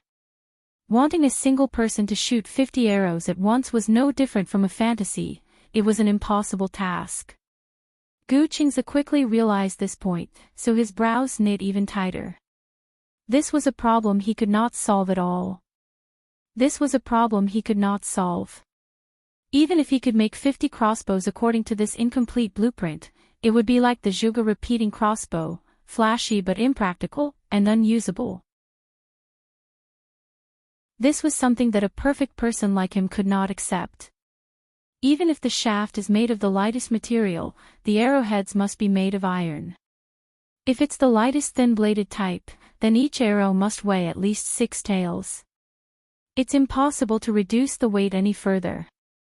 If the weight of the arrow box is added, it's impossible for one person to use it. No, I have to think of another way to reduce the weight of the arrows. Gu Qingze was thinking while muttering to himself. He raised his head and looked at the ceiling. His mind was filled with ideas, but they were all rejected by him. No, this method won't work either. Let me think about it, perhaps this will work. No, it still won't work. Chapter 1185. She turned her eyes and suddenly said, Master, these 50 repeating crossbows are actually waste. Other than wasting arrows, it doesn't have much power at all. Gu Qingze's thoughts were interrupted, but he was not angry. He turned to look at Chen Ning. Chen girl, do you know what a 50 repeating crossbow is? It can be used to shoot 50 arrows at once, and it can be said to be invincible on the battlefield. No matter how strong the opponent is or how good their martial arts are, once they shoot it, they will be turned into a hedgehog. Chen Ning smiled and said, but it really is flashy. Can these 50 arrows all hit the target at once? When they are shot, won't they hit each other? So I said that even if we make 50 crossbows, it will still be a flashy product. How about we reduce it to 20 arrows? This way, we can guarantee the power and make the crossbow a bit lighter. What do you think, Master? It was like Gu Qingze's fog had been lifted and his eyes suddenly lit up. He heavily slapped his thigh again and shouted, Not bad, not bad. Chen girl, your mind is really flexible. Why didn't your master think of this? 20 repeating crossbows are the most exquisite and powerful crossbows. As soon as his voice fell, he added, Woo, even if you didn't say it, your master would have thought of it. Chen Ning couldn't help wanting to laugh. She turned her head, not letting Gu Qingze see the smile on her face. Men, they were all proud animals that cared about face. Even someone as proud as Gu Qingze was not an exception. If it was only 20 arrows, then it would be much easier. I can add a box on each side of the crossbow and use bamboo as the shaft, the most refined iron as the arrowhead, and the feathers from a pigeon's tail since pigeon feathers are the lightest and most stable. As for the crossbow, using iron and copper is the strongest, but it will increase its weight. That's right, I can use iron and bamboo. And this method is feasible, it's very feasible. Gu Qingze said this while looking up and closing his eyes to the sky. He began to imagine the process of making the 20 repeating crossbows in his mind. He felt like his mind was filled with inspiration like a spring, never ending. There was no lack of inspiration from the 5 repeating crossbows and the Zhuge repeating crossbows. He knew that this chance of inspiration would disappear, so he had to strike while the iron was hot. He had to think of all the advantages and disadvantages of these 20 repeating crossbows, making it into an incomparably powerful single-bow crossbow. Chen Ning saw Gu Qingze's expression and knew that he was thinking at the most critical moment, so she did not dare disturb him. She went out to bring a basin of hot water and a soft towel, gently wiping Chu Xiaobai's face. Chu Xiaobai's eyes slightly trembled. Chen Ning's heart skipped a beat. She held her breath as she looked at him without blinking and whispered in his ear, "Xiaobai." Now that his pulse was stable and strong, even someone like her who didn't know how to take a pulse could feel it. She knew that Chu Xiaobai would get better and wake up, it was just a matter of time. But as long as he didn't wake up and regain consciousness, she couldn't be at ease. Hearing her call, Chu Xiaobai's eyelashes began to tremble again, just like the wings of a butterfly. Moreover, they kept moving, as if they could open their eyes at any time.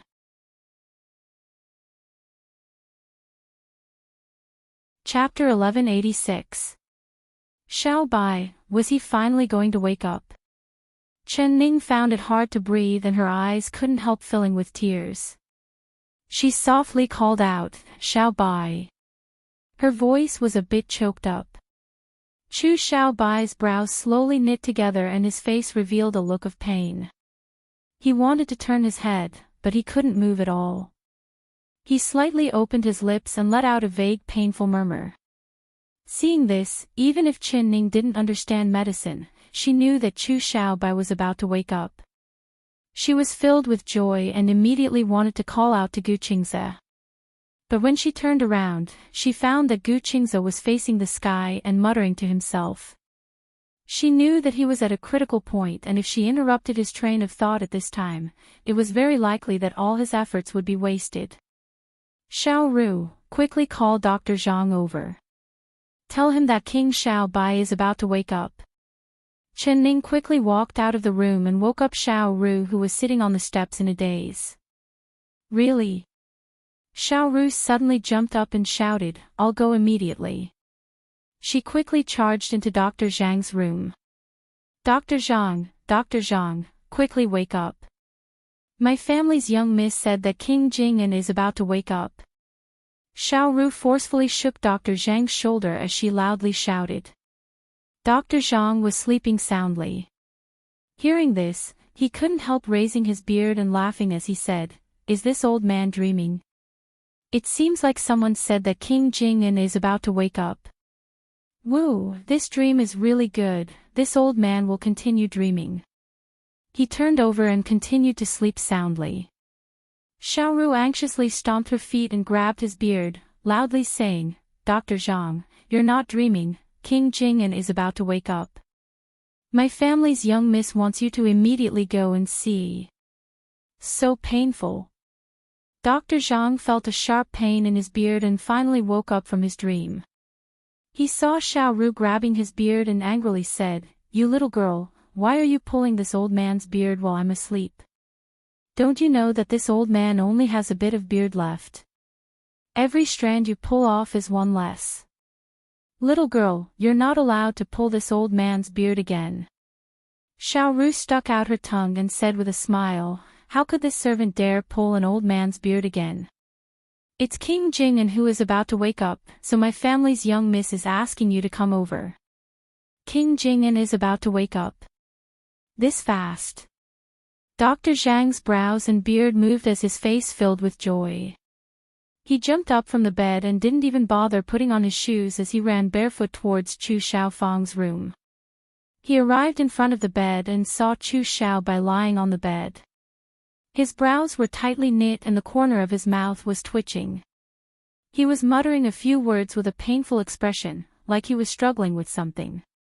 Dr. Zhang, quickly take a look. Xiaobai, Is he going to wake up? Chen Ning's voice was filled with joy. She used her hand to cover her lips as she was filled with excitement. Her eyes were filled with tears. Dr. Zhang took Chu Xiaobai's pulse and revealed a smile. He said to Chen Ning, "Not bad, King Jing'an is indeed about to wake up." Xiaobai to Chen, to say, ru, Shado say, to Xiao, to say, I, to say, T to say, I, to I, T, I, and shat, I, shat. If Chu Xiaobai could really wake up and regain consciousness, this would simply be an unprecedented miracle in the history of medicine. This impossible miracle was happening right in front of his eyes. Although he did not personally participate, he had helped the divine doctor from the side, putting in quite a bit of effort.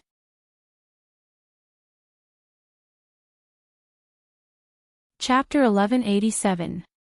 Chen Ning's heart was beating fast with excitement. She stared at Chu Xiaobai without blinking as she silently said in her heart, "Xiaobai, God bless you. You have to wake up, you have to wake up." Dr. Zhang was even more nervous. He kept taking Chu Xiaobai's pulse and his palms kept sweating. Xiaoru stood on the side with an excited expression, not daring to say anything or ask anything. But after a while, Chu Xiaobai still did not open his eyes. His trembling eyelashes slowly calmed down as if he had fallen back into a deep sleep. Why is it like this? Wasn't he about to wake up just now? Dr. Zhang's face was filled with disappointment and his heart was in his throat. He knew that there were many patients who had been unconscious for many days. If they showed signs of waking up, if they didn't wake up the first time, they would never wake up again. He was worried that Chu Xiaobai would be in a similar situation. Dr. Zhang, Xiaobai, What's wrong? Chen Ning knit her brows. Seeing Chu Xiaobai's calm expression, she had a bad feeling. Dr. Zhang shook his head. He didn't know if he should tell Chen Ning what he knew or not. He was hesitating, not knowing what to do when he suddenly heard a strict voice from behind him. "Why didn't you call me earlier? We missed the time when the patient was most likely to wake up." Gu Qingze walked over with large steps and pulled Dr. Zhang to the side. He placed his finger on Chu Xiaobai's pulse. "Little girl Qin, write down the prescription." Gu Qingze quickly let go. His face was still as calm as before, making it hard for people to see through him. Dr. Zhang couldn't help asking, "Divine Dr. Gu, can King Jing'an wake up?" Gu Qingze rolled his eyes and snappily said, if he just stood there blowing air out of his nostrils and didn't do anything, he wouldn't wake up for the rest of his life. Dr. Zhang's old face turned red from embarrassment, but he was not angry at Gu Qingze at all. Rather he felt that the divine doctor was right. He had been a doctor for several decades, but he only knew how to stand there in a daze and not do anything to save the patient. This was his fault no matter what. Gu Qingze quickly recited a prescription and Chen Ning wrote it down. "Old man, quickly take the medicine and bring it over. I'm going to help the patient with the acupuncture needles. Little girl Chen, carefully watch from the side." Gu Qingze said. Dr. Zhang took the prescription from Chen Ning's hands and immediately went to the medicine room on the side. Although he was eager to stay and watch Gu Qingze perform acupuncture, because it would definitely benefit him a lot, he did not dare to disobey Gu Qingze's orders. Not to mention that other than him, no one else could benefit from this. Gu Qing's prescription even had a very detailed decoction process, which was very different from what he had learned before. Dr. Zhang knew that although he had only been with Gu Qing's for 2 days and 1 night, he had already obtained many benefits. It was something he could never learn in his lifetime. He was very envious of Qin Ning, actually having this kind of good luck to be accepted as a disciple by the ancient divine doctor. He sighed that he was born several decades earlier. In the room, Gu Qing's began to apply the needles on Chu Xiaobai while explaining to Qin Ning the effects of each needle, how much strength he used, and how much it penetrated into the flesh. He also taught her the acupuncture techniques without hiding anything.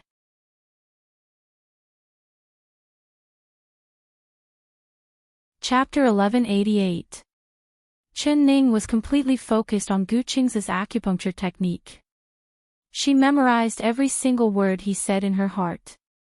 Although she didn't understand these words right now, once her medical skills improved, these would be very valuable experiences and summaries. She was secretly grateful to Gu Qingze. She had schemed against him before, but not only was he not angry at her, he even accepted her as his disciple and taught her all his medical skills. If she didn't study hard, she would be letting him down. Not long after, Gu Qingze finished applying the needles and Dr. Zhang's medicine was sent in. Qin Ning did not wait for Gu Qing's orders as she took the bowl of medicine. She blew on the medicine and fed it to Chu Xiaobai. Not long after taking the medicine, Chu Xiaobai had a reaction again. His hands by his side slowly clenched into fists and his brows knit together again. His eyelashes kept trembling like he was desperately struggling. This stinky brat, he can clearly wake up, but his subconscious doesn't want to wake up. Humph, if you don't want to wake up, I'll make you wake up. Gu Qingze gave a snort and said to Qin Ning, "Little girl Qin, he has the most reaction to your words, continue calling his name." Qin Ning nodded and said in a soft voice, "Xiaobai, do you still want to keep sleeping? Do you really not want to open your eyes and look at me?" Then she saw Chu Xiaobai's clenched right hand slowly open like he wanted to grab something. So she reached out and grabbed his right hand. Chu Xiaobai's fingers trembled. His palm was hot, but his fingers were ice cold. The struggle on his face became even stronger. "Stinky brat, wake up for me." In the blink of an eye, Gu Qingze suddenly made a move and a shining golden needle pierced into the center of Chu Xiaobai's head. The struggling expression on Chu Xiaobai's face instantly calmed down. His brows relaxed and he let out a long sigh. His expression became incomparably relaxed, like he had been woken up from a long sleep, but he still did not open his eyes. "Little girl Qin, count to 3 and make him open his eyes." Gu Qingze pulled out the golden needle and gently said. He stared at Chu Xiaobai. This was the first time he had met such a stubborn patient. He could clearly wake up, but he was not willing to wake up. But he had a weapon in his hand to wake this brat up, which was his good disciple. He found that Chu Xiaobai could not resist Qin Ning's call at all. He could not wake him up, but Qin Ning could. "Xiaobai, I know you can hear me and you know I'm by your side. I will count to 3 and when I count to 3, you will open your eyes and look at me, all right?" Qin Ning looked at Chu Xiaobai's calm face and said in a clear voice. 1. She clearly said. She said a number. Chen. Dr. Zhang and Xiao Ru's eyes were wide open as they looked at Chu Xiaobai without blinking. The two of them seemed to feel something. It was like when Qin Ning said the last number, they could see Chu Xiaobai open his eyes. 3. Qin Ning finally shouted out the last number. At this time, Chu Xiaobai, who had his eyes closed the entire time, raised his eyelashes and slowly opened his eyes. Seeing this, Dr. Zhang and Xiao Ru were both shocked. Their mouths fell open and their faces were filled with disbelief. It wasn't just Dr. Zhang and Xiao Ru. What they did not notice was that the doctors from the doctor yard had all arrived at an unknown time, personally seeing Chu Xiaobai wake up. Chapter 1189. It was unknown when Jue Feng had appeared outside the door. Seeing Chu Xiaobai finally open his eyes, his originally expressionless face could not help revealing a look of excitement. He reached out a large palm and fiercely wiped his eyes. After taking a deep look at Chu Xiaobai, he turned around and left. King Jing'an had finally woken up. This was good news. He had to immediately report it to the emperor. In the room, Chen Ning couldn't help crying tears of joy. Xiaobai, you're finally awake. The tears that had been in her eyes for a long time finally fell down, but they were tears of joy. Although Chu Xiaobai had opened his eyes, he was not completely awake yet. His eyes that were brighter than the stars in the sky were a bit hazy. When he heard Chen Ning's voice, his eyes slightly turned and he looked in Chen Ning's direction. Seeing this, Gu Qingze couldn't help muttering, "Stinky brat." As soon as he opened his eyes, he wanted to see beautiful girls, but he did not even cast a glance at the doctor who had exhausted all his efforts to save him from the gates of hell. Chu Xiaobai's eyes fell onto Chen Ning's face, but his eyes were still hazy. His brows were slightly knit, like he did not recognize her. "Xiaobai, I'm here," Chen Ning said in a soft voice. Her eyes that were as gentle as water looked at him and her smile was like a flower. Chu Xiaobai's eyes slightly opened. He struggled to raise his right hand, but it quickly fell back down. "Ning, your poison has been cured." His lips slightly opened and he spat out a few unclear words. Although it was just a few short words, it seemed like he had used all his strength and his forehead was covered in sweat. The people present did not hear what he said, but Chen Ning could guess what he was saying. Her heart suddenly trembled and her tears couldn't stop falling. Chu Xiaobai had just come back from the gates of hell, but the first thing he did was think about her poison. It could be seen just how important she was in his heart. Gu Qingze looked at Chen Ning with a thoughtful expression, but he did not say a word. "Xiaobai, my poison has been cured. It's all thanks to the snow ginseng soup you gave me that my poison has been cured. I'm very good now, so you have to get better too, do you understand?" She wiped her tears and continued to smile at him. But it seemed like Chu Xiaobai did not hear her at all. After saying this one sentence, he slowly closed his eyes. His face was calm like he had fallen asleep. "Xiaobai, did you hear what I said?" "Xiaobai. Xiaobai." Chu Xiaoyang quietly closed his eyes and did not move at all. This time he did not respond to her call at all. Chen Ning's heart jumped into her throat. She immediately looked up at Gu Qingze and asked in a trembling voice, "Master, quickly look at Xiaobai, what's wrong with him? Could it be?" Her words were stuck in her throat. Dr. Zhang's face turned ashen from shock. He quickly went to take Chu Xiaobai's pulse and then looked up with a strange expression on his face. "Xiao xiao xiao xiao xiao xiao." Xiao Xiaobai shook his head with a look of disbelief, but he did not say a word. With Gu Qingze here, he did not dare casually make a judgment. He did not even believe his own judgment. "Divine Dr. Gu, why don't you take his pulse?"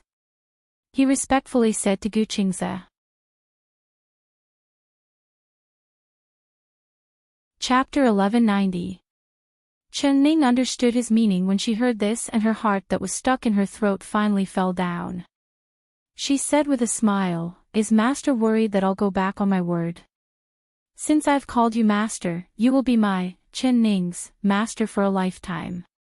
Gu Qingze revealed a faint smile and said, "I've finally done what I promised you.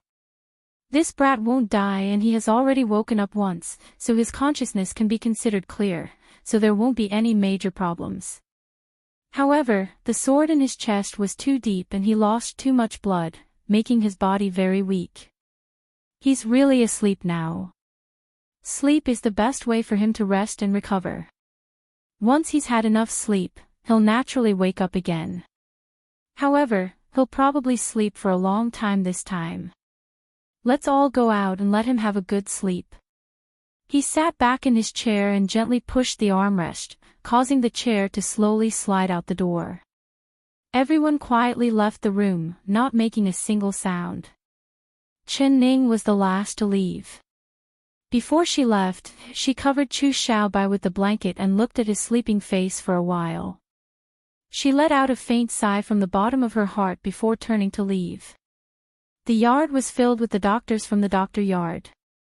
They had personally seen Chu Xiaobai go from death to life and they were all greatly shocked. They looked at Gu Qingze with eyes filled with respect and worship. No one dared to look down on him at all because of his age. Don't look at how young he was, his medical skills were very high. It wouldn't be wrong to say that he was unfathomable. Gu Qingze did not care about the gazes of worship from the doctors at all. He gave a yawn and said to Chen Ning, "Little girl Chen, this master is tired. Find a quiet place for this master wants to have a good sleep and don't let anyone disturb me." Dr. Zhang immediately said, "There is a quiet room on the side that is where this old man usually rests. It is very quiet and very clean. If the divine Dr. Gu doesn't mind, how about you rest in that quiet room?" "That's fine." Gu Qingze gave a faint nod. At this time, the sunlight shined on his face and Chen Ning found that his delicate and white face was filled with fatigue. There were dark circles under his eyes and it could be seen that in these 2 days and 1 night, he had used up all his energy and did not sleep at all. He had been saving Chu Xiaobai the entire time, so his heart was filled with gratitude and guilt. He was not related to Chu Xiaobai, but he had put in all his effort to save him. She had seen it all with her own eyes. She believed that there was no doctor like Gu Qingze. Even if it was his friends or family, he would not be able to do this. But Gu Qingze had done this for Chu Xiaobai.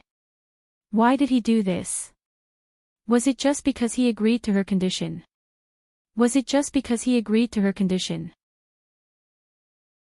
Chen Ning felt that she could not see through Gu Qingze at all. She pushed the chair and sent Gu Qingze into the quiet room. Gu Qingze turned the chair back into a couch. He quietly laid down and waved his hand at Chen Ning. "Shen girl, you should also leave." He tiredly closed his eyes. Chen Ning took a thin blanket and gently covered his body. "Master."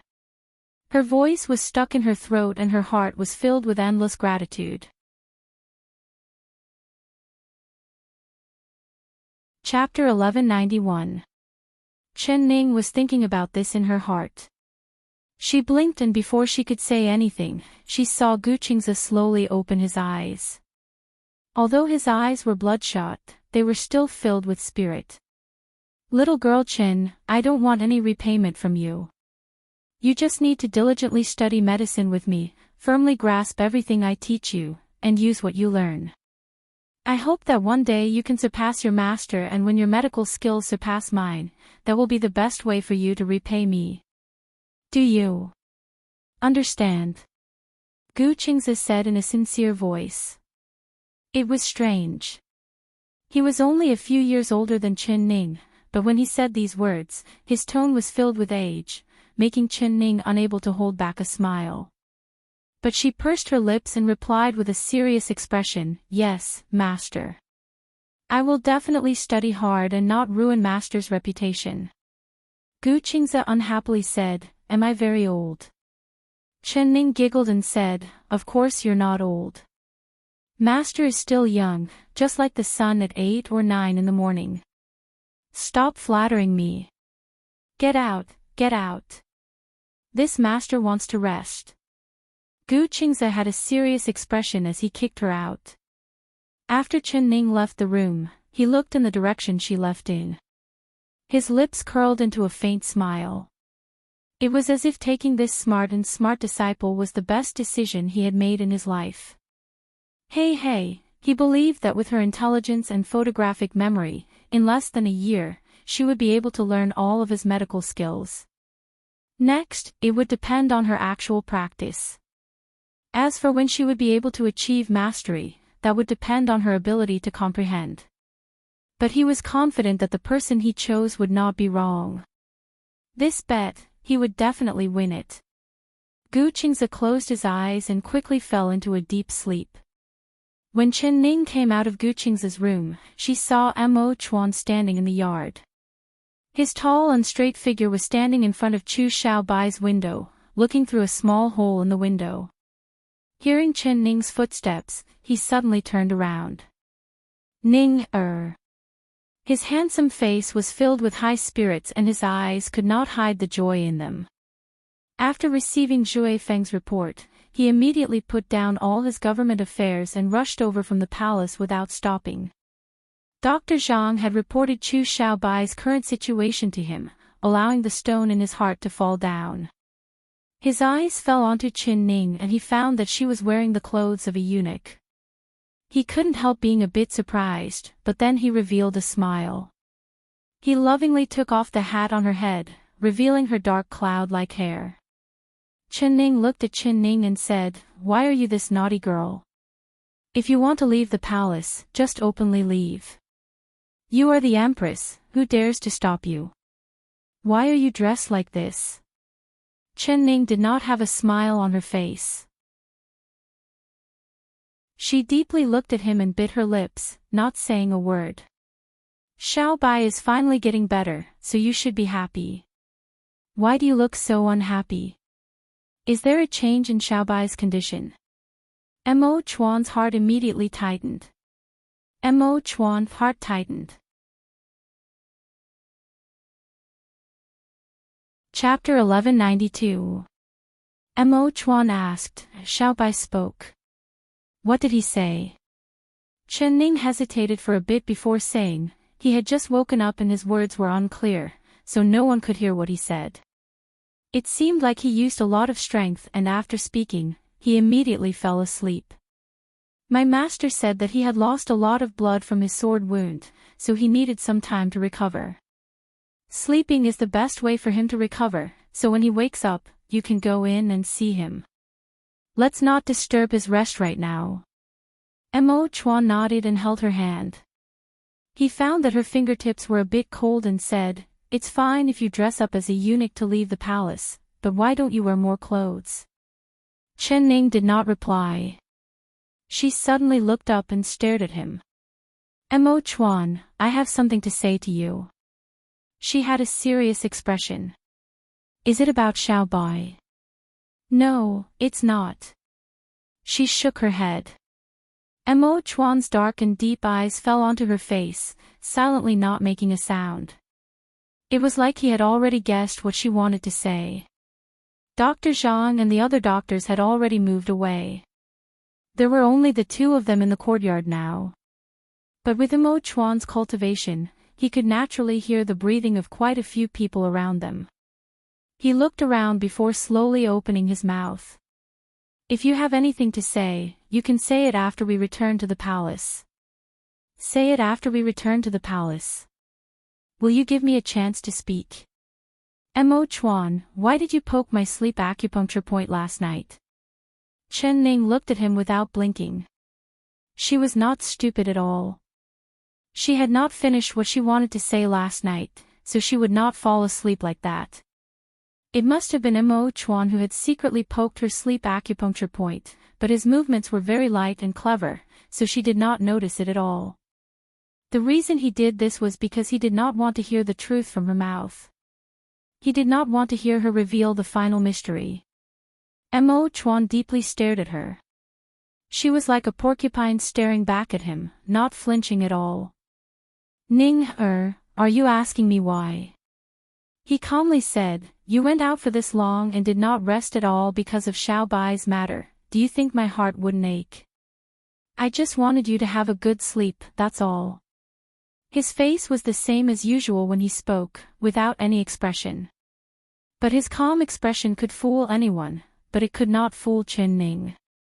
Whether he was telling the truth or lying, Chen Ning could already tell from the clues that were revealed on his face. She lowered her head without saying a word and an indescribable feeling appeared in her heart. This was the first time he hadn't told her the truth since they'd met. I don't want to go back to the palace. I want to stay here and take care of Xiao Bai until he wakes up. Chen Ning quietly said. She suddenly did not want to say anything else. When she had just woken up this morning, she had felt a sense of belonging to Guan Osprey Palace. But now, she just felt that it was ridiculous because she didn't want to go back to that home at all. That was home. It was nothing but a beautifully built cage. It was cold and had no warmth, only lies. She had thought that she and Imo Chuan were honest with each other, but she never thought that there would be a day when Imo Chuan would lie to her. As for the reason why he was lying, Chen Ning was well aware. She did not want to ask because the answer would make her very disappointed. Chapter 1193. If it was like this, she might as well stay here and take care of Chu Xiao Bai. Compared to Imo Chuan, Xiao Bai's heart was as clear as crystal because he had never lied to her before. Imo Chuan saw the indifferent expression on her face and his heart filled with pain. He gritted his teeth and said, Ning, with the ancient divine doctor here, Xiao Bai will definitely get better. Come back to the palace with me, we can slowly talk about this in the palace. I don't want to go back to the palace. Chen Ning looked up and looked right into his eyes, clearly saying this. Why? Imo Chuan's brows knit together and his voice became stern. The palace is your home. Ning, don't forget your identity. Chu Xiao Bai does not need your care. His Majesty as a person of high status unconsciously exuded. He. Chen Ning couldn't help giving a cold laugh. Is the Emperor angry? People who don't know would think that the Emperor is jealous. She had never used this kind of cynical tone to talk to him before. But when she thought of his actions, she couldn't help it. Even if Chu Xiaoyang was evil beyond redemption, Imo Chuan shouldn't have used this kind of despicable method to deal with him. Imo Chuan raised his brows and grabbed her wrist. He gritted his teeth and said, That's right, I'm jealous of Chu Xiao Bai. Ning, you've done too much for him, so much that even your husband is envious of him. I'm even thinking that it would be great if I was the one lying unconscious on this bed.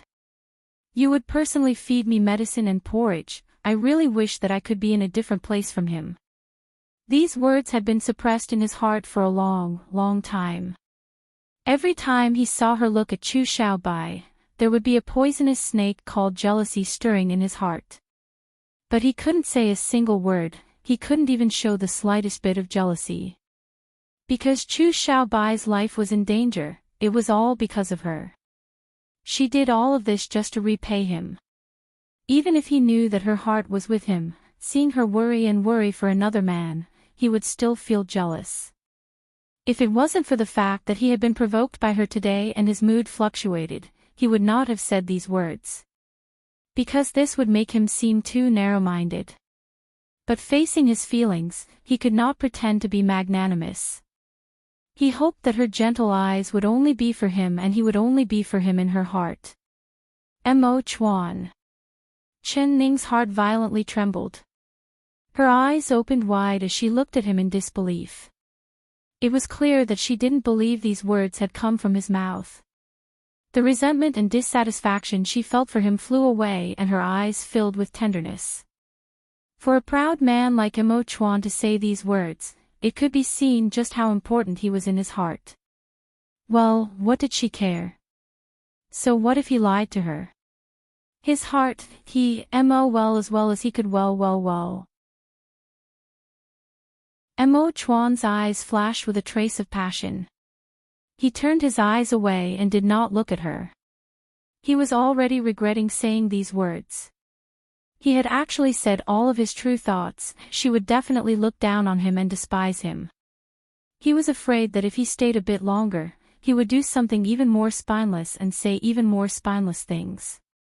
He was afraid that if he stayed any longer, he would do something even more spineless and say even more spineless words.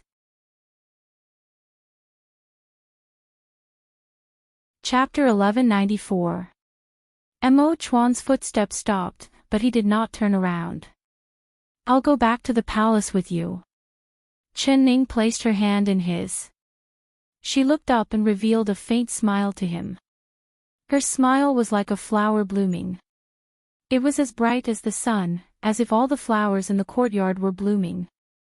Mo Chuan's mood became more cheerful as her smile bloomed. We're not in a rush to go back to the palace. I'll take you to a place first. He tightly held her hand. The ice on his face melted like a spring breeze, turning into the warmth of spring. This made Jue Feng, who was hiding in the shadows, let out a sigh of relief.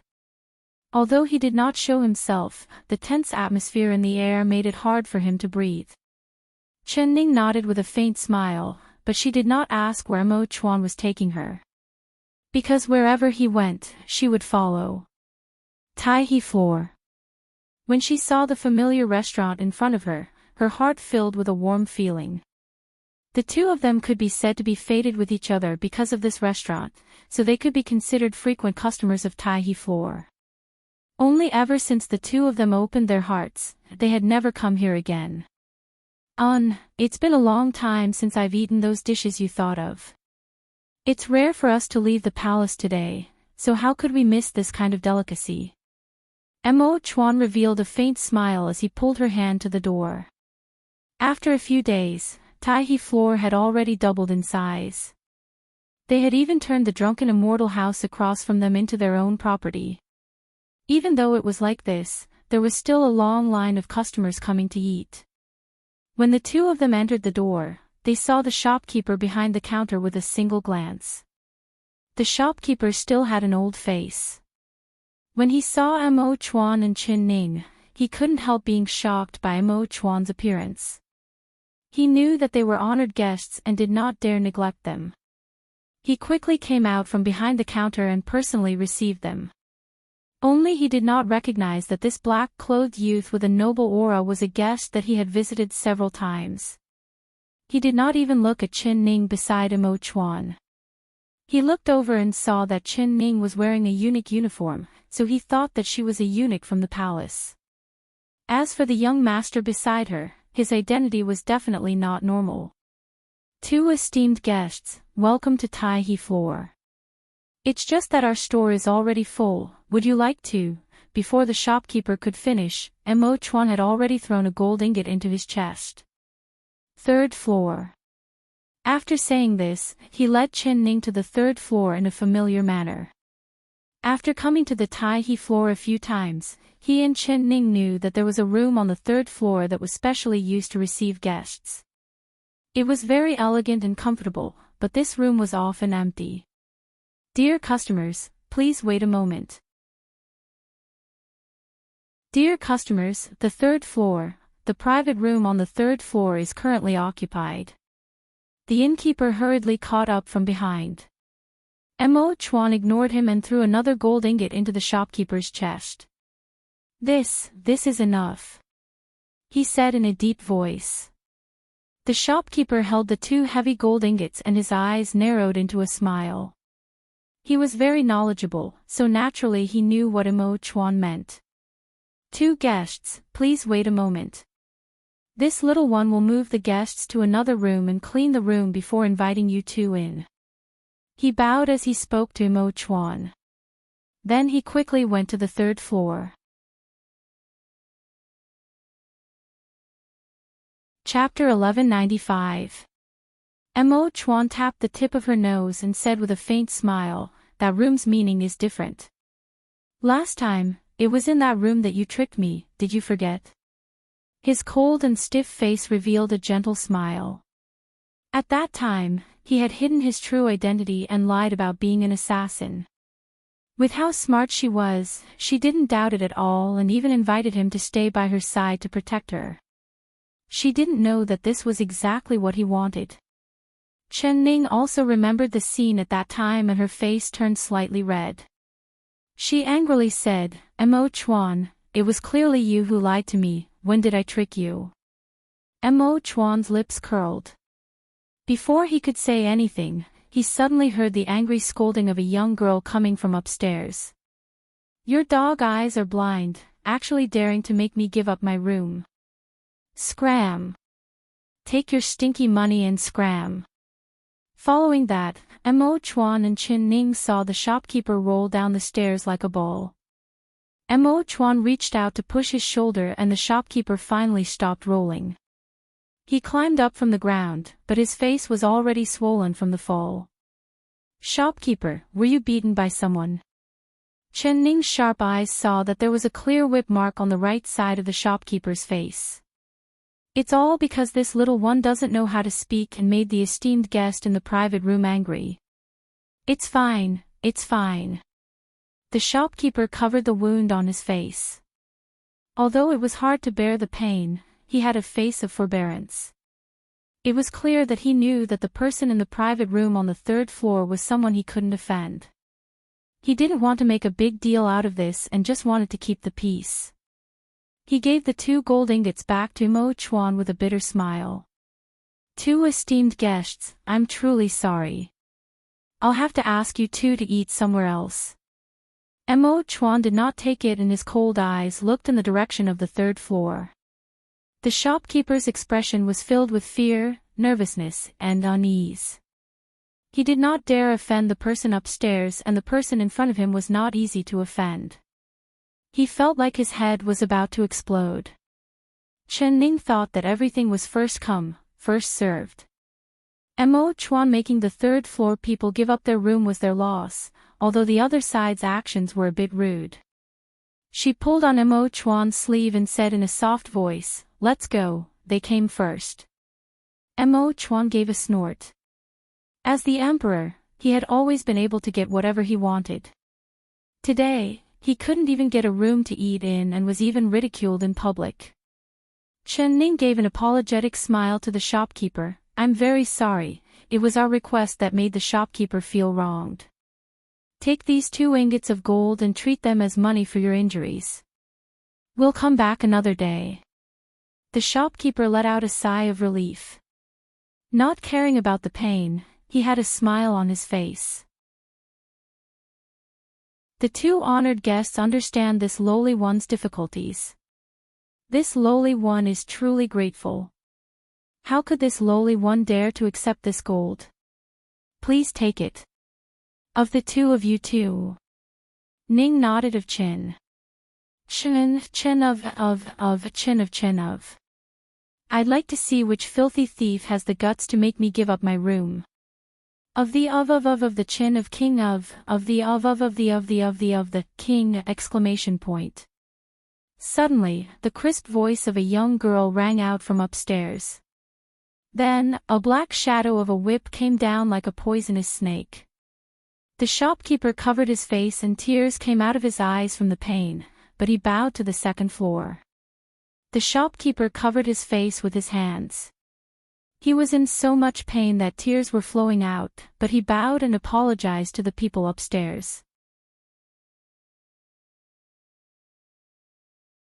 Chapter 1196. The shopkeeper said this while looking at Chen Ning and Mo Chuan, telling them to quickly leave. Chen Ning never thought that the guest upstairs would be so arrogant. Her brows knit together and her face revealed an angry expression. At this moment, with a kshwa sound, a whip shadow smashed down on Chen Ning's head. This attack was fast and fierce, coming at a strange speed. Chen Ning felt the wind above her head, but she did not have time to dodge at all. With this whip falling down, her skin would definitely be split open and her head would bleed. Such a ruthless woman. Mo Chuan suddenly gave a cold shout. His right hand reached out with 2 fingers and caught the whip. Then he pulled it into his chest and the woman on the stairs felt her wrist tremble. She could no longer hold on to the whip and it flew out of her hand. How bold! Where did this dog come from, daring to steal my whip? Someone, take them down for me and beat them to death. The woman's eyebrows rose as she shouted out through gritted teeth. As soon as her voice fell, several blue-clothed servants immediately charged down the stairs. Each one of them was agile and they surrounded Mo Chuan and Chen Ning. Even the shopkeeper was in the middle. The shopkeeper's face turned ashen and his body trembled like a sieve. He held his head with both hands and curled up into a ball. These servants were all skilled. Seeing that Imo Chuan and Qin Ning were only two people, they did not place them in their eyes at all. Although they had weapons on their waists, they did not pull them out and just charged at Imo Chuan and Qin Ning. The whip in Imo Chuan's hand flew out. It was as light as a feather and it was as flexible as a snake in the air. Only with each whip, there would be a servant falling to the ground, letting out pitiful cries like a pig being slaughtered. Each whip of Imo Chuan's was filled with internal energy. When it hit their bodies, it was so deep that their bones could be seen. Although it was not fatal, it made their hearts ache. In the blink of an eye, more than a dozen servants fell to the ground, rolling around and screaming in pain. The shopkeeper was stunned. His eyes opened wide as he looked at the scene in front of him in disbelief. My mother, is this black-clothed young master an immortal? Or a monster? He shouted in his heart. When the girl upstairs saw this, she was so angry that her brows knit together. She shouted in a sharp voice, "Where did this bastard come from, daring to hit my people? Do you know who I am? I am the Zhao Rong princess. I am the emperor's cousin." With a put-on sound, the shopkeeper's legs turned soft and he knelt on the ground. If he knew this earlier, even if he had 120 guts, he would not have dared to ask the Zhao Rong princess to give him a room. If he knew this earlier, even if he had 120 guts, he would not have dared to go. If he knew this earlier, even if he had 120 guts, he would not have Zhao princess. Away. This lowly one did not know that Zhao Rong region princess had arrived and did not go out to welcome you. This lowly one was blind and offended the region princess. I beg the region princess to show mercy and spare this lowly one's life. Chen Ning felt that the arrogant and wild voice of the girl upstairs was very familiar, but now she suddenly remembered. It was. Her lips slightly curled up and she revealed a sarcastic smile. She had shown mercy last time and only taught her a small lesson. She never thought that after a few days, she would still be this rude, using the title of a princess to hurt people.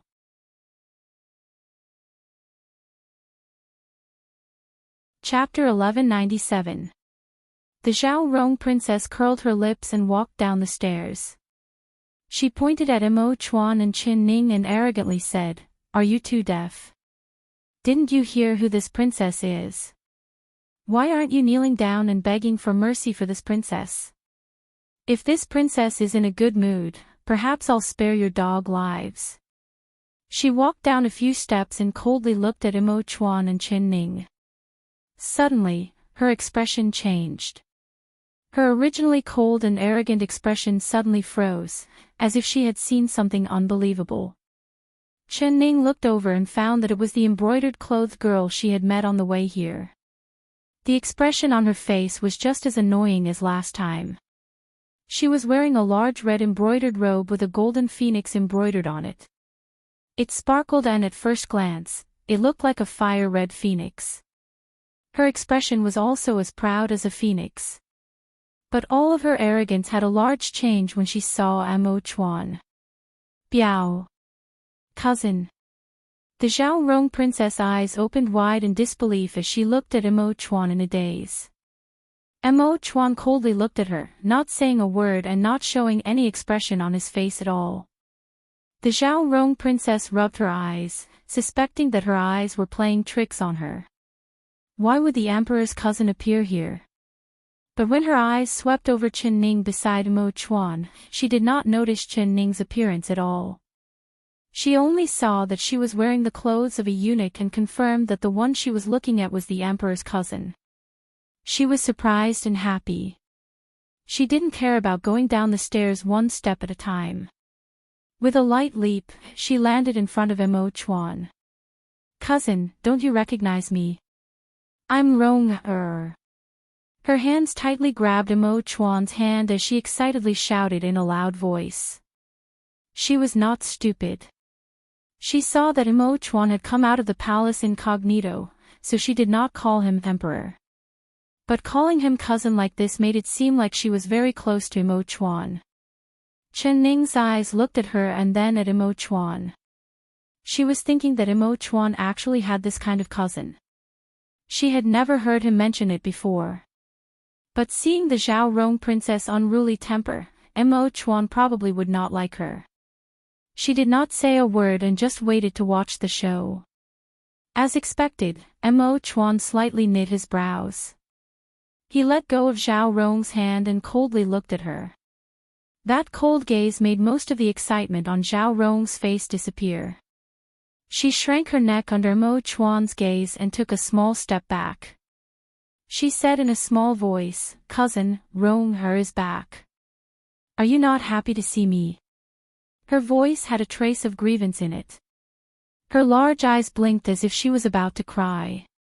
Imo Chuan said in a cold voice, "Rong is back, are you not happy to see me?" Chuan said in a cold voice, "You come back and cause trouble, who told you to?" The Zhao Rong princess pursed her lips and followed Imo Chuan's gaze. Seeing that he was looking at Chen Ning, she said with a face of disdain, "He's just a little eunuch, so what if he's injured? I'll give him a bit more money to recover, it's not like he'll die." Rong Chen Rong up. Long have Ru, IRTC, Ru Ning, she said. Rong see more, she seemed the more she seemed. Ning Chen RT Xiao. The more she spoke, the more aggrieved she became. Her eyes were filled with tears. She said, he said, and her she became more as. She as she mo. Chapter 1198. Chen Ning coldly watched from the side. She could already see that the way Zhao Rong looked at Imo Chuan was not normal. It was filled with love and was as gentle as water. In front of Imo Chuan, she turned from a leopard bearing its fangs into a docile little sheep. But she was not jealous because she knew that Imo Chuan would not like this girl. Imo Chuan raised his hand and Zhao Rong could not get close to him. Zhao Rong was stunned. She looked at Imo Chuan in a daze and said in a surprised voice, "Cousin, why are you so cold to me? Could it be you don't like Rong anymore? Do you still remember when we were young, you would carry me every day and bring me to the royal garden to pick fruits to eat? You gave the biggest and reddest fruits to me. You. Look at me carefully, I am Rong, the Rong you loved the most when we were young." Imo Chuan ignored her. He did not even want to look at her, feeling very dissatisfied with her in his heart. That sudden whip attack had almost injured Chen Ning. If his reaction had been a bit slower, the one who would have been beaten to a pulp would have been the person he cared about the most. How could he talk to the Zhao Rong princess in a nice voice? Not to mention that he had not thought about her at all in these 3 years. When she appeared, she acted willfully and acted recklessly. If it wasn't for her father's face, he really would have taught her a lesson. "Ning, let's go." He pulled Chen Ning's hand and turned to walk down the stairs. "Cousin, wait a minute." The Zhao Rong princess was ignored. She was filled with rage as she glared at Chen Ning's back. With her temper, she naturally did not dare explode in front of Imo Chuan, so she vented all of her anger on Chen Ning. It was just a little eunuch. The emperor's cousin ignored her and affectionately pulled the little eunuch's hand. But this little eunuch was very bold. Not only did he not dodge, he allowed his cousin to pull him down the stairs. Her stomach was about to explode from anger. Imo Chuan pretended like he did not hear it and continued walking down the stairs. Chen Ning turned around and made a face at the Zhao Rong princess. The Zhao Rong princess' anger was not small at all. She was filled with anger and took out 3 flying knives from the bag on her waist, shooting them at Chen Ning's upper, middle, and lower body. So. The flying knives gave off an ear-piercing sound. "Gong gong, be careful." Seeing this, the shopkeeper couldn't help but warn. At the same time, he closed his eyes, thinking that it was over. That little eunuch would have 3 holes poked through his body. If this little eunuch were to die, it would be like poking a hole in the sky. His floor of Tai he would probably have to close down. In an instant, Mo Chuan suddenly turned around and waved his sleeve. A gust of wind blew out and the 3 flying knives lost their aim, falling to the ground. But he never thought that these 3 flying knives were just Zhao Rong's trick, wanting Mo Chuan to make a move. She already had a flying knife in her hand. Taking advantage of Mo Chuan waving his sleeve, she threw it at the back of Qin Ning's head. Qin Ning Ning's Qin Ning. Chuan Ning's Ning's heart. The shopkeeper had just recovered from the shock, but he was so shocked that his legs went soft and he fell on the ground. The Zhao Rong princess move was completely out of Mo Chuan's expectations. When he found out that something was wrong, the flying knives were already 3 inches away from Qin Ning's head. It was already too late. He forcefully pulled her and Qin Ning fell into his embrace.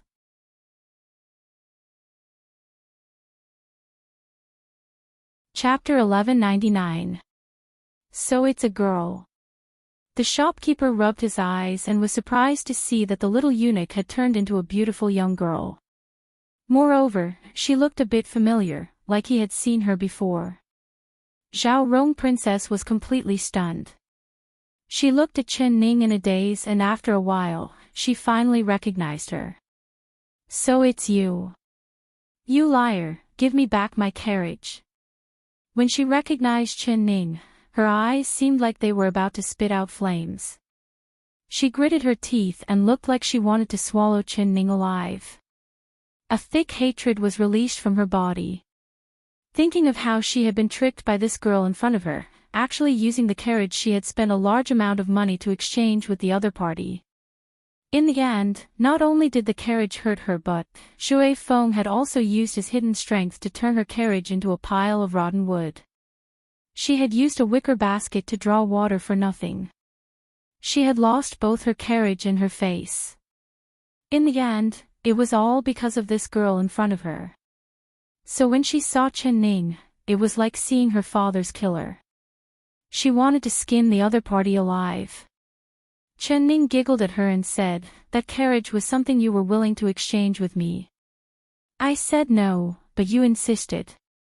If it wasn't for you being pitiful, I really wouldn't have been willing to exchange with you. That's right, miss, your carriage is fast and stable, it's much more comfortable than my carriage. It's really strange that there is such a stupid person in this world, actually willing to exchange such a good carriage for my carriage, he. She even winked at the Zhao Rong princess in an infuriating manner. The situation just now was extremely dangerous. If it wasn't for Mo Chuan saving her in time, the back of her head would have been pierced by the Zhao Rong princess flying knife. She did not have any deep grudges with her, she had just punished her a bit and tricked her into giving her a carriage. This girl actually wanted her life as soon as she made a move. No matter how good Qin Ning's temper was, she couldn't help feeling disgusted with the Zhao Rong princess. Naturally she would say anything that angered her. Her eloquence was amazing. Her words were like pouring oil onto a fire. Zhao Rong Junju felt like her chest was about to explode. Cousin, why do you want to protect her? Let go of her, I will definitely kill her today. The Zhao Rong princess' eyes turned red. She gritted her teeth as she picked up the black whip that Mo Chuan had thrown away and threw it at Qin Ning without a care. She did not aim at all and just used all her strength. The whip did not make any sound at all as it flew at Qin Ning like a poisonous snake. If you keep causing trouble, then don't blame me for being impolite. Mo Chuan knit his brows and he couldn't. He reached out with his right hand and easily grabbed the tip of the long whip. With his inner force, the long whip broke into pieces and fell to the ground. There was only an empty whip handle in the Zhao held. Seeing Mo Chuan protecting Qin Ning like this, the hatred in her heart deepened. She gritted her teeth and took out a flying knife from her bag. So. Several 10 flying knives charged at Qin Ning's face. She hated Qin Ning's face. She must have used this face to confuse her cousin, that's why her cousin would protect her like this. She hated it. No matter what, she would destroy that face that was prettier than her own. Mo Chuan's expression finally changed. He could smell a faint stench coming from the tip of his nose. There was actually a strong poison on these several dozen flying knives.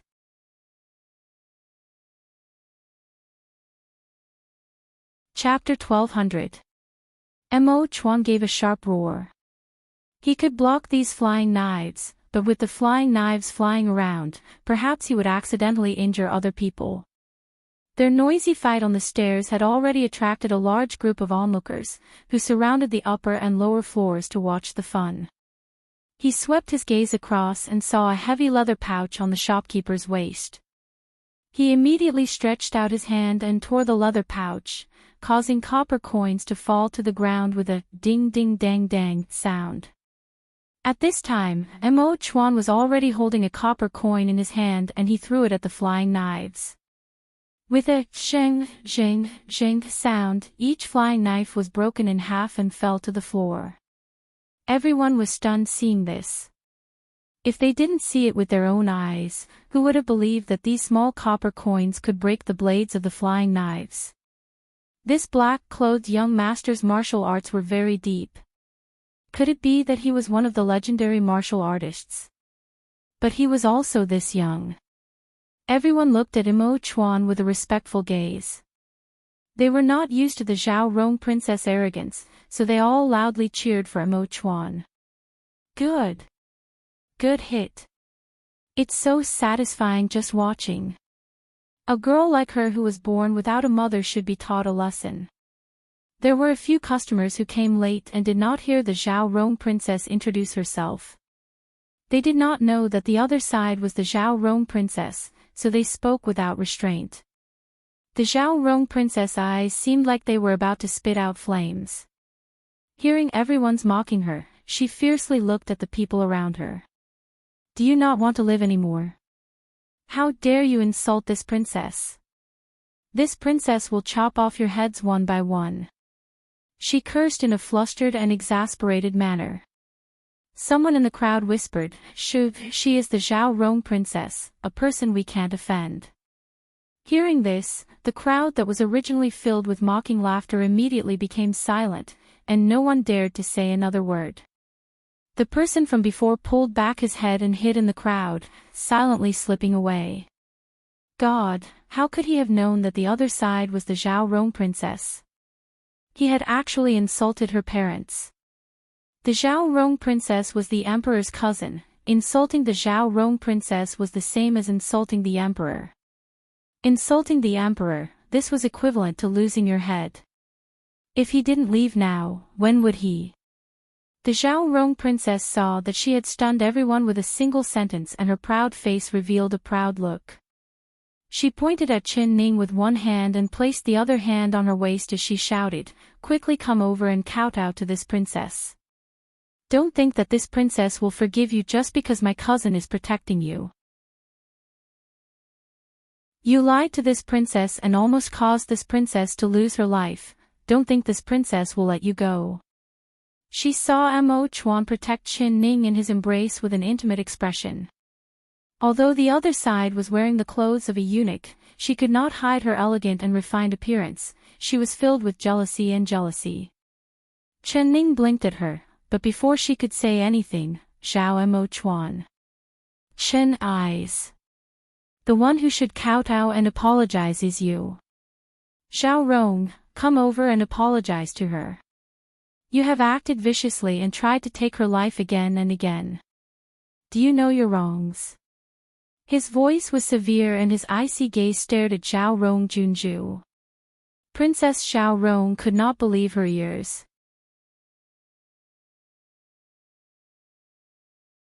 Chapter 1201. Zhao Rong princess glared at Qin Ning with a murderous gaze, wishing she could dig 2 holes in the other side's face. Her chest was heaving up and down from her anger. Cousin, don't be fooled by this fox spirit's appearance. You don't know it all, but she has a vicious heart and is full of tricks. Rong met her on the way back to the capital and she saw that Rong Er's carriage was good, so she used flowery words to trick Rong into swapping it with her broken carriage. Later Rong saw through her trick and asked her to return the carriage, but she actually ordered her subordinates to attack Rong She injured all my subordinates and she almost took Rong Er's life. Cousin, don't you love Rong the most? Why are you scolding Rong for a fox spirit after not seeing her for 3 years? You hurt Rong Er's heart too much.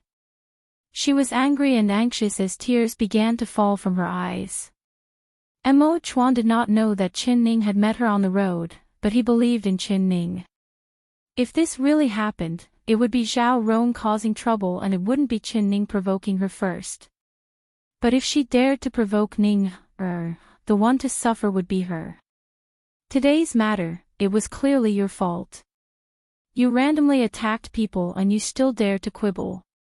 Zhao Rong, did Duke Ning teach you like this? His tone was already very strict and his words were merciless. He had already endured her for Duke Ning's sake, not making it too hard for her, but if she continued to be this aggressive, Mo Chuan did not mind teaching her a lesson on behalf of her father. He had watched Zhao Rong princess grow up and he had always treated her like his own sister. He was strict when he needed to be strict and he would discipline her when he needed to. So Zhao Rong princess loved and feared him since she was young.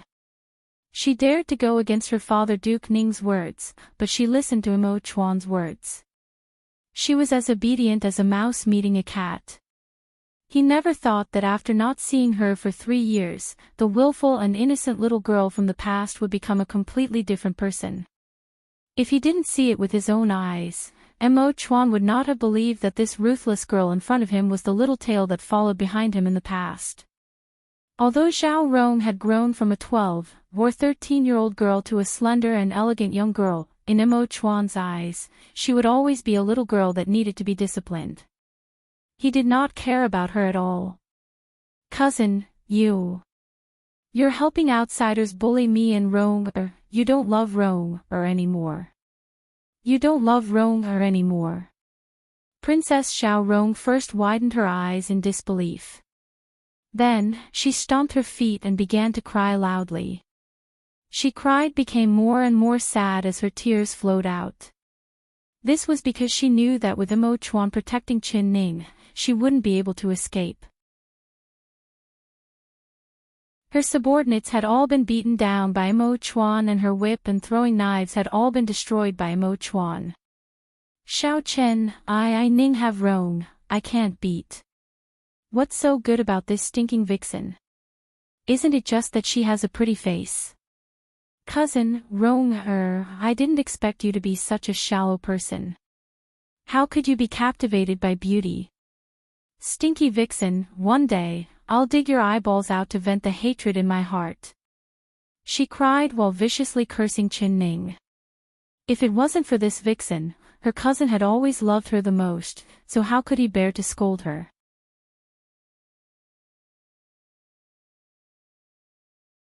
Chapter 1202.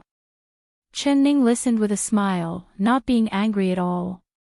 With Mo Chuan here, she knew that the Zhao Rong princess would not do anything to her. Hey, little girl, your cousin said to kowtow to me as an apology, are you deaf? Do you think you can get away with pretending to cry? Quickly come and kowtow to me. If you can make a sound, I'll forgive your sins. Her words were like pouring a spoonful of cold water on a pot of hot oil. It made Zhao Rong Junju so angry that she was like a Buddha in heaven and 2 Buddhas in the world. Her tears were quickly burned dry by her anger. You little slut, who do you think you are? You want this princess to kowtow to you? Go reincarnate in your next life. The Zhao Rong princess began to curse. Smelly vixen, cheap slut, the more she cursed, the worse it sounded. Chen Ning giggled and dug her ears. The respected Zhao Rong princess is actually spouting such filthy words. Aren't you afraid of losing your status? This kind of ugly words, even if you don't mind dirtying your mouth, I'd rather mind dirtying my ears. The Zhao Rong princess was so angry that her eyes turned black and she almost fainted. She gritted her teeth so hard that they creaked, and the temples on her forehead throbbed with pain. She had never met such a hateful and infuriating person in her life. This was simply angering her to death. She was so angry that she couldn't say a single word. She could only stare at Chen Ning, using her eyes to torture her. Chen Ning did not care at all. She smiled as she pulled Mo Chuan's hand. Mo Chuan, let's go. The air here doesn't smell good. Woo, it's simply unbearably smelly. She raised her hand to fan it in front of her nose, revealing a disgusted expression. Her meaning was clear that she was disgusted with the Zhao Rong princess' unbearably smelly fart. The surrounding people couldn't help breaking out in laughter. They copied her and fanned their noses, saying, "So smelly, so smelly." Mo Chuan almost couldn't help laughing. He looked at her with a loving and pampering gaze and rubbed her hair. He said with a nod, "All right, let's go." He thought that Ning really had a way. With just a few words, she was able to make the Zhao Rong princess turn into a steamed bun. For someone like Zhao Rong Junju, who was crafty and unruly, when she met Ning, she was at a disadvantage. In front of so many customers, he didn't want to reveal his identity. He didn't want to reveal Chen Ning's identity to avoid unnecessary trouble. Since he had achieved his goal of teaching the Zhao Rong princess a lesson, he was not willing to stay here any longer. The Zhao Rong princess' face turned pale. Her hatred for Chen Ning had already reached its peak. How could she let her leave like this? Her hatred for Chen Ning had already reached its peak, so how could she let her leave like this? She had been angered by Chen Ning, but when Mo Chuan and Chen Ning walked down the stairs and arrived at the entrance of the Taihe floor, she finally came back to her senses. She quickly ran down the stairs. She jumped out and opened her arms, blocking in front of Chen.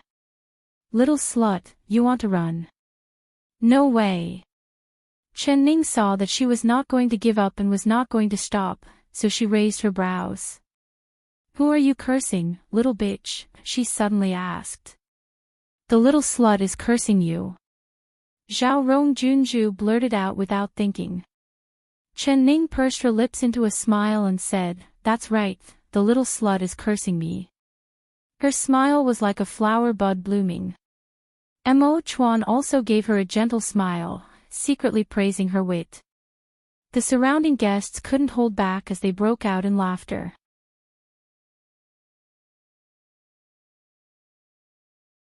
Chapter 1203. Good little slut, daring to scold this princess in a roundabout way. This princess will tear your mouth apart. The Zhao Rong princess opened her hands and threw herself at Chen Ning. Chen Ning nimbly dodged and her hand gently pushed at her waist. Zhao Rong princess felt her body go soft and she fell forward against her will. She knew martial arts and Chen Ning had only learned a few modern fighting techniques.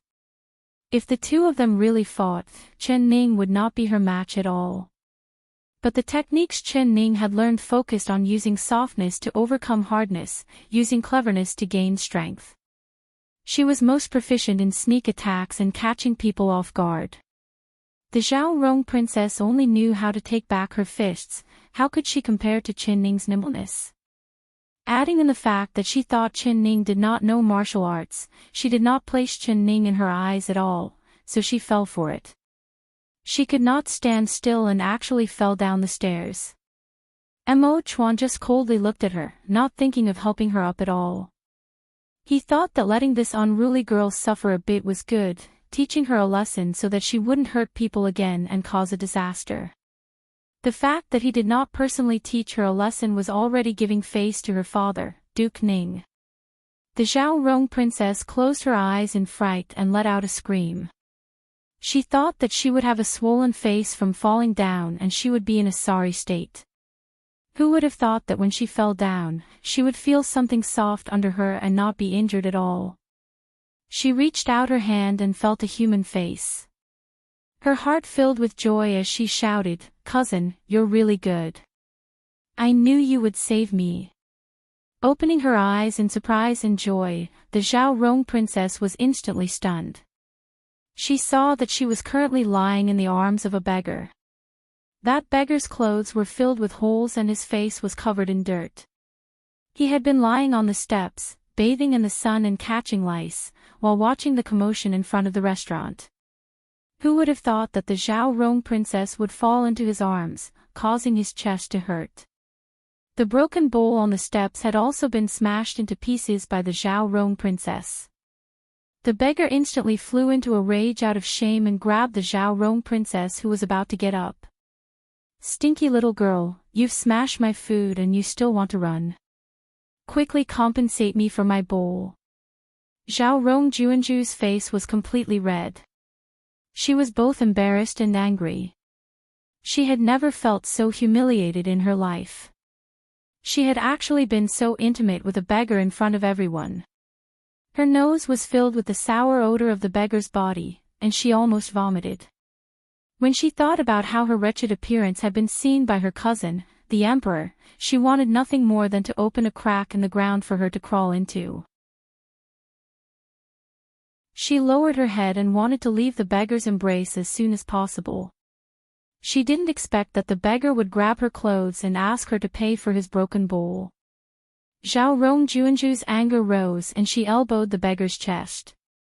She shouted, "How dare you! Let go of me!" She used a lot of strength. The beggar was just an ordinary person, so how could he withstand the impact? He spat out a mouthful of blood, and his fingers loosened weakly. Xiaorong Juanju climbed up from the beggar's body in a sorry state. She felt that everyone around her was looking at her strangely. She was so embarrassed that she couldn't even raise her head.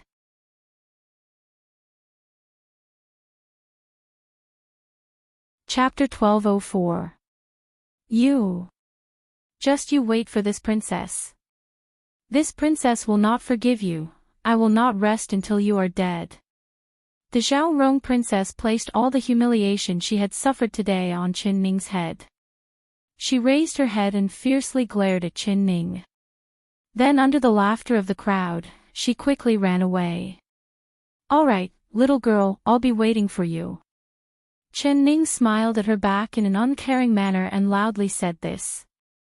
The Xiaorong princess' heart filled with even more hatred, but she did not dare look back for trouble with Qin Ning. This was because she could not wait to go back to the palace to take a bath. She wanted to wash herself clean from head to toe, washing away the stench and fleas from the beggar's body. Qin Ning's eyes flashed. She saw a gold and silver coin bag on the ground. It was dropped by the Xiaorong princess. She quickly left and did not notice it at all. Qin Ning bent down to pick it up. Using her hand to weigh it, she found that it was very heavy. It was clear that there was quite a bit of gold and silver inside.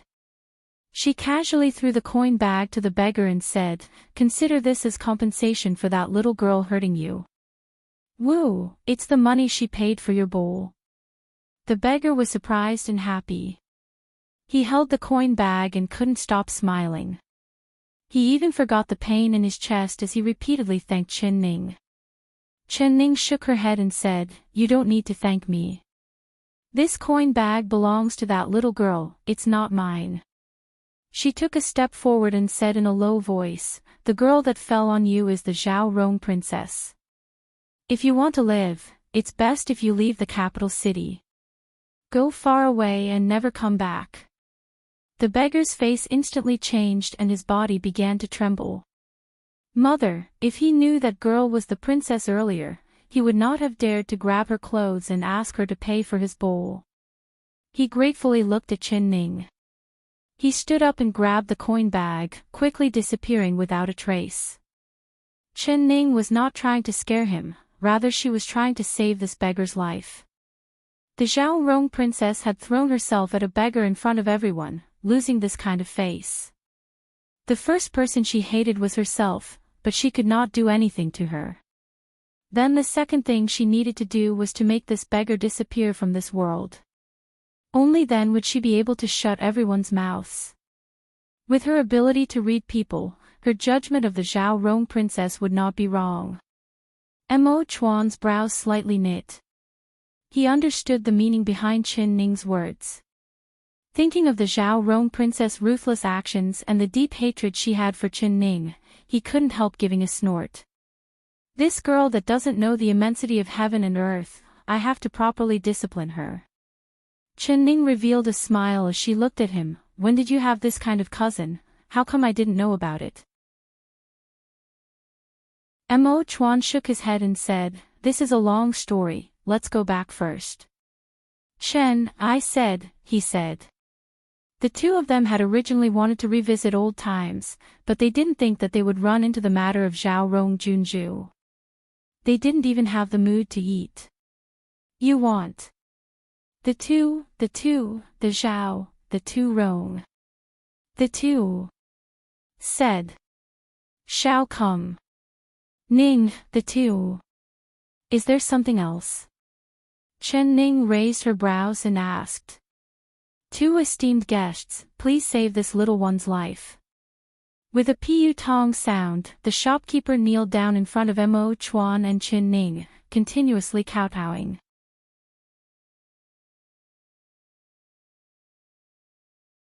Chapter 1205. The so-called monk can run, but the temple can't run. The Zhao Rong princess would definitely vent her anger on his restaurant in the future. So if he wanted to keep his life and the restaurant, his only hope was these two people in front of him. To be more precise, it was this mysterious black-clothed man with high martial arts skills. Mo Chuan immediately understood that the shopkeeper had already vaguely guessed his identity. He thought about it for a bit before taking a jade pendant from his waist and placing it in the shopkeeper's hand. Then he pulled Chen Ning's hand and left without saying a word. The shopkeeper looked at the jade pendant in his hand and his face was filled with confusion, but it instantly turned into joy. He kowtowed several times to Mo Chuan's back before happily standing up. He tightly held the jade pendant like it was a treasure that fell from the heavens. When he returned to the restaurant, he was filled with confidence. With this token, even if the Zhao Rong princess brought people to smash his restaurant, he would not be afraid. Because seeing this was like seeing the emperor. When Mo Chuan and Chen Ning returned to the palace, they received a summons from Empress Dowager Zhou. She told Mo Chuan to quickly go to the Peaceful Life Palace to discuss something. The two of them did not even have time to speak before Mo Chuan changed his clothes and headed to the Peaceful Life Palace to see Empress Dowager Zhou. Mo Chuan had kept the matter of Chen Ning leaving the palace a secret. In the past few days, he had announced that the Empress was sick from the poison in her body and needed to rest, so she would not see anyone. Empress Dowager Zhou had sent Su Jin to visit the Guanyu Palace several times, but Mo Chuan had sent people to stop her at the door. So, Empress Dowager Zhou's decree did not mention Chen Ning. Your son greets mother. Mo Chuan greeted Empress Dowager Zhou according to the rules. He was wondering why Empress Dowager Zhou had suddenly summoned him.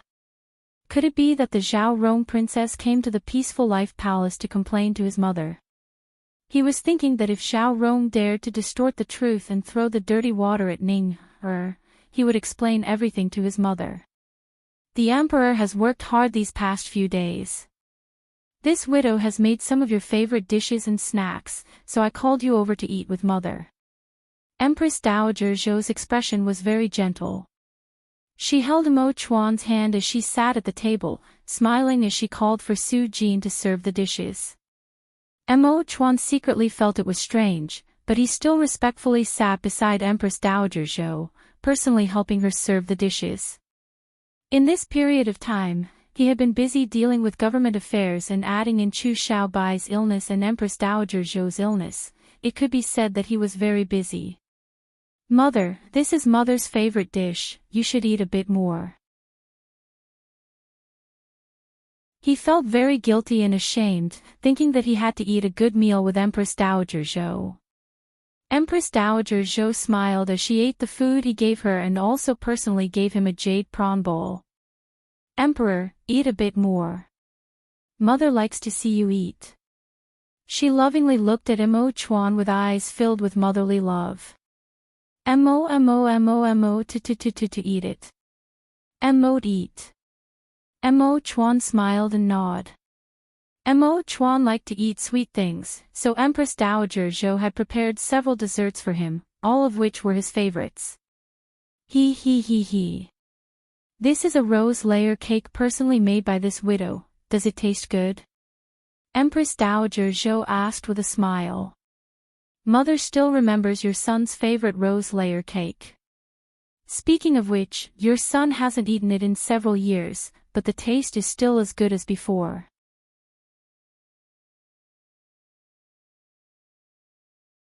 Chapter 1206. Mo Chuan knew that Empress Dowager Zhou calling him into the palace was not as simple as eating or drinking tea, she definitely had something to say to him. Empress Dowager Zhou said with a faint smile, "It's good that you like it, Mother will make it for you often in the future." Chuan, do you remember that you weren't the only one who liked this widow's rose layer cake? Thinking back to the past, there was a little girl who was bullied by you to the point of crying over this rose layer cake. She looked at Mo Chuan with a smile.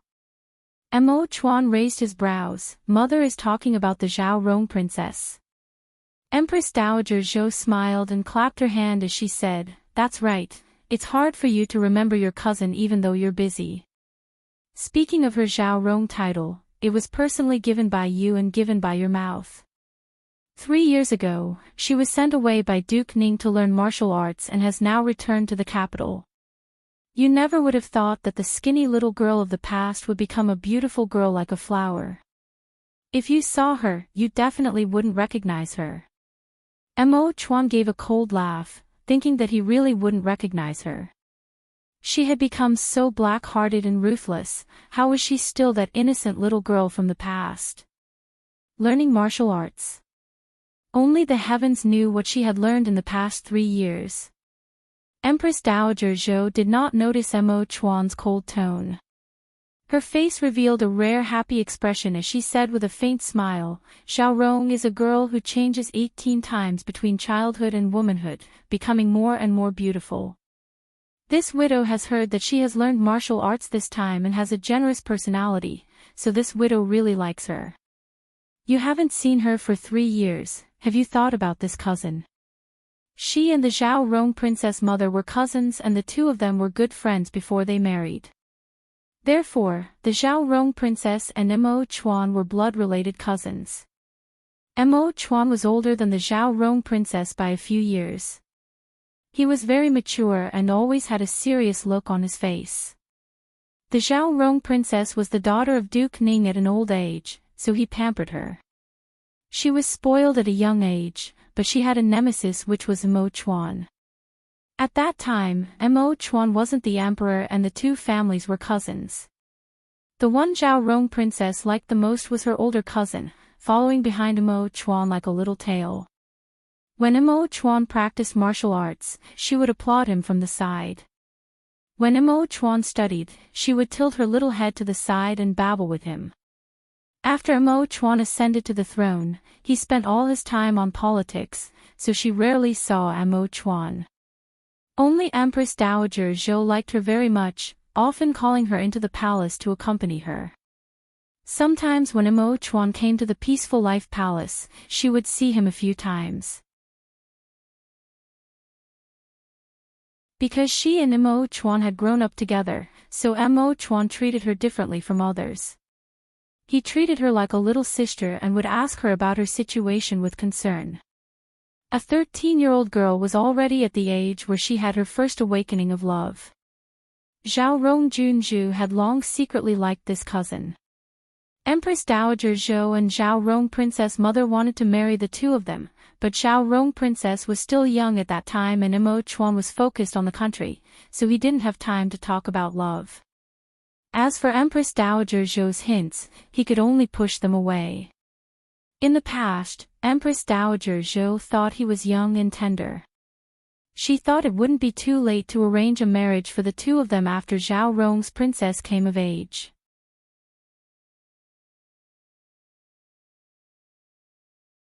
Chapter 1207. Empress Dowager Zhou had Mo Chuan post an imperial notice, asking for medicine for the princess. As long as someone could save the princess, they would agree to any condition. After the imperial proclamation was posted, it did attract many people who came to treat Zhao Rong Juanju's illness. However, they were all Jianghu swindlers who used the excuse of treating her illness to gain benefits. In a fit of anger, Empress Dowager Zhou sent out a decree to behead all of these swindlers, so no one dared to take the imperial notice. But the princess' illness was getting worse by the day.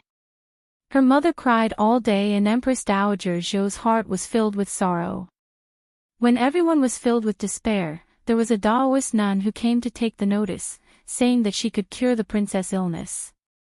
When she saw the princess, she didn't check her pulse like a doctor would. She just took a look and took out a pill, saying that as long as the princess took this pill, she would be cured immediately. How could the Duke Ning couple believe her words?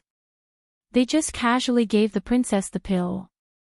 If it was a poison pill, wouldn't that be harming their beloved daughter's life? But that Taoist nun vowed that if anything happened to Zhao Rong Junju after taking the medicine, then she would have to pay with her life. The Duke Ning couple thought about it again and again. Seeing that their beloved daughter was in danger, they could only give it a try and gave the princess the pill. Who would have thought that the pill would have a miraculous effect? After the princess took the pill, she could stand up the next day and after 3 days, she was cured. The Duke Ning couple was filled with gratitude towards the Taoist nun, taking out 1,000 gold coins as a reward. The Taoist nun did not accept it and said that she was fated with the princess. She wanted to take her as a disciple and bring her back to the sect to teach her martial arts. The princess' parents only had this one daughter and they loved her as much as their lives. How could they bear to let their beloved daughter go far away with a Taoist nun they had never met before? But the Taoist nun took out the imperial notice, making the two of them speechless. Helplessly, the Duke Ning couple could only let the princess become the Taoist nun's disciple and follow the Taoist nun to learn martial arts. After leaving, there was no news of them. In the 2nd year after the princess left the capital, the Duke Ning's wife, who was Empress Dowager Zhou's cousin, became ill from missing her daughter. Duke Ning sent a large amount of people to search for his beloved daughter and the Taoist nun, but it was to no avail. The Duke Ning's wife could not see her beloved daughter, so she passed away. Before she passed away, she held Empress Dowager Zhou's hand. Although she did not say she wanted Empress Dowager Zhou to marry Mo Chuan and Zhao Rong Princess, she begged Empress Dowager Zhou for her daughter's happiness, filled her heart with sorrow. Empress Dowager Zhou was incomparably sad. She promised in front of her bed that she would take good care of Zhao Rong Princess, giving her wealth and glory, living a carefree life. This was the highest promise she could make to her bosom friend and cousin. The Duke Ning wife received Empress Dowager Zhou promised and passed away safely. Empress Dowager Zhou had always remembered her promise. Over the past 3 years, she had never stopped sending people to find Zhao Rong's whereabouts, but they had never found anything. Who would have thought that after Zhao Rong Princess left the capital for 3 years, she would suddenly come back? Empress Dowager Zhou's joy was not small, especially when she saw that the little girl from the past had become a beautiful young girl who had learned martial arts. She thought of her dead cousin and while she was sad, she couldn't help thinking of something. Her son had just married and Zhao Rong Princess had come back. The two of them had a strange combination which made her feel regret.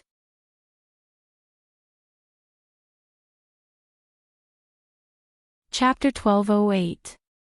This was because the position of Empress Dowager Zhou was prepared to give it to the Zhao Rong princess. Even if Empress Dowager Zhou admired Qin Ning's character and talent, when she thought of her background and how she was once Chu Xiaoyang's princess, it was like a fishbone stuck in Empress Dowager Zhou's throat, making it hard for her to eat and sleep.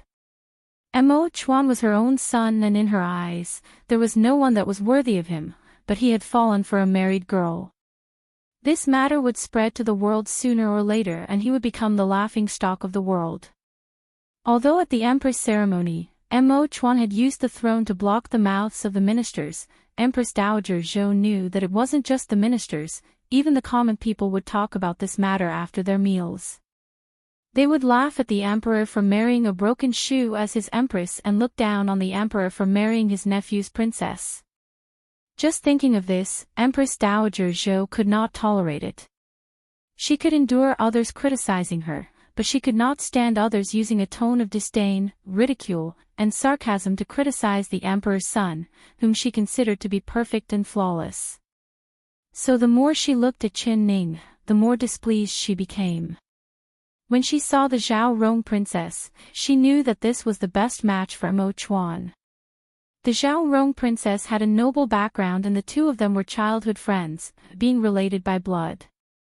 Once they were married, they would be even closer. She believed that if her good friend knew that her beloved daughter had found a good husband, she would feel comforted in the underworld. She would also be able to complete her promise to her cousin, putting down a large stone in her heart. This could be considered the best of both worlds. The more Empress Dowager Zhou thought about it, the more she felt this idea was wonderful. So she sent people to guard the Guanyu Palace, waiting for Mo Chuan to return to the palace. They would immediately send Mo Chuan to the Peaceful Life Palace and tell him this good news, as well as ask Mo Chuan's opinion. Now she had just mentioned her son and Zhao Rong's past when they were young, and her son had immediately said the Zhao Rong princess name. It could be seen that in her son's heart, Zhao Rong had not been forgotten for the past 3 years. Empress Dowager Zhou's eyes flashed with a strong look of joy. Mo Chuan thought of Shi Zhaorong's life-threatening flying daggers in the restaurant and her snake-like whip, causing his heart to fill with disgust. If he hadn't made a move in time, Ning would have been injured by Zhao Rong's daggers and she wouldn't have been alive. In the past 3 years, he had never thought about this little girl. Not then, not now. Mother, is there anything else? If there is nothing else, your son will be returning to the palace. He did not reply to Empress Dowager Zhou's words because he could see that Empress Dowager Zhou's unspoken meaning was to bring him and Zhao Rong princess together.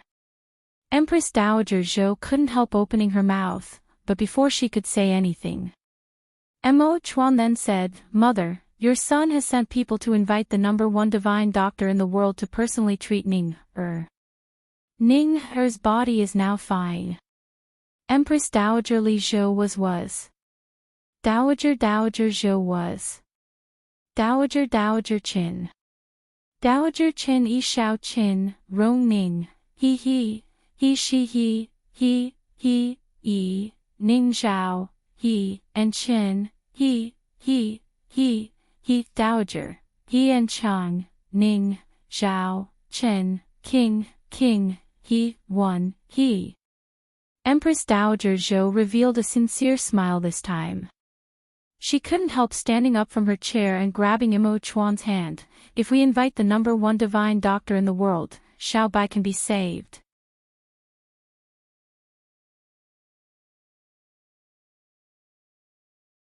Chapter 1209. Mo Chuan softly said, "Hearing that Xiao Bai can be saved, Mother is very happy, but hearing that Ning has been cured, Mother seems to be a bit disappointed." "Mother, aren't you being too biased?" Hearing her son's blaming words, Empress Dowager Zhou's old face couldn't help turning red. Mo Chuan's words coincidentally pointed out her thoughts. She did hope that Qin Ning's poison wouldn't be cured, and it would be best if she stayed in bed like this. That way, she would have a reason to find another empress for Mo Chuan. As for Chu Xiaobai, he was the one she truly cared about. She had gone to visit Chu Xiaobai before. Seeing him like this, being as thin as a skeleton, her heart was about to shatter. Thinking that Chu Xiaobai had become like this because of Qin Ning, she did not blame Chu Xiaoyang. Rather, she placed all the blame on Qin Ning. Since the day Mo Chuan married her, there had been endless disturbances. Otherwise, why would he let her be bitten by a poisonous snake on their wedding night, even if it wasn't too late or too early? And because of her, Chu Xiaobai's life and death were unknown.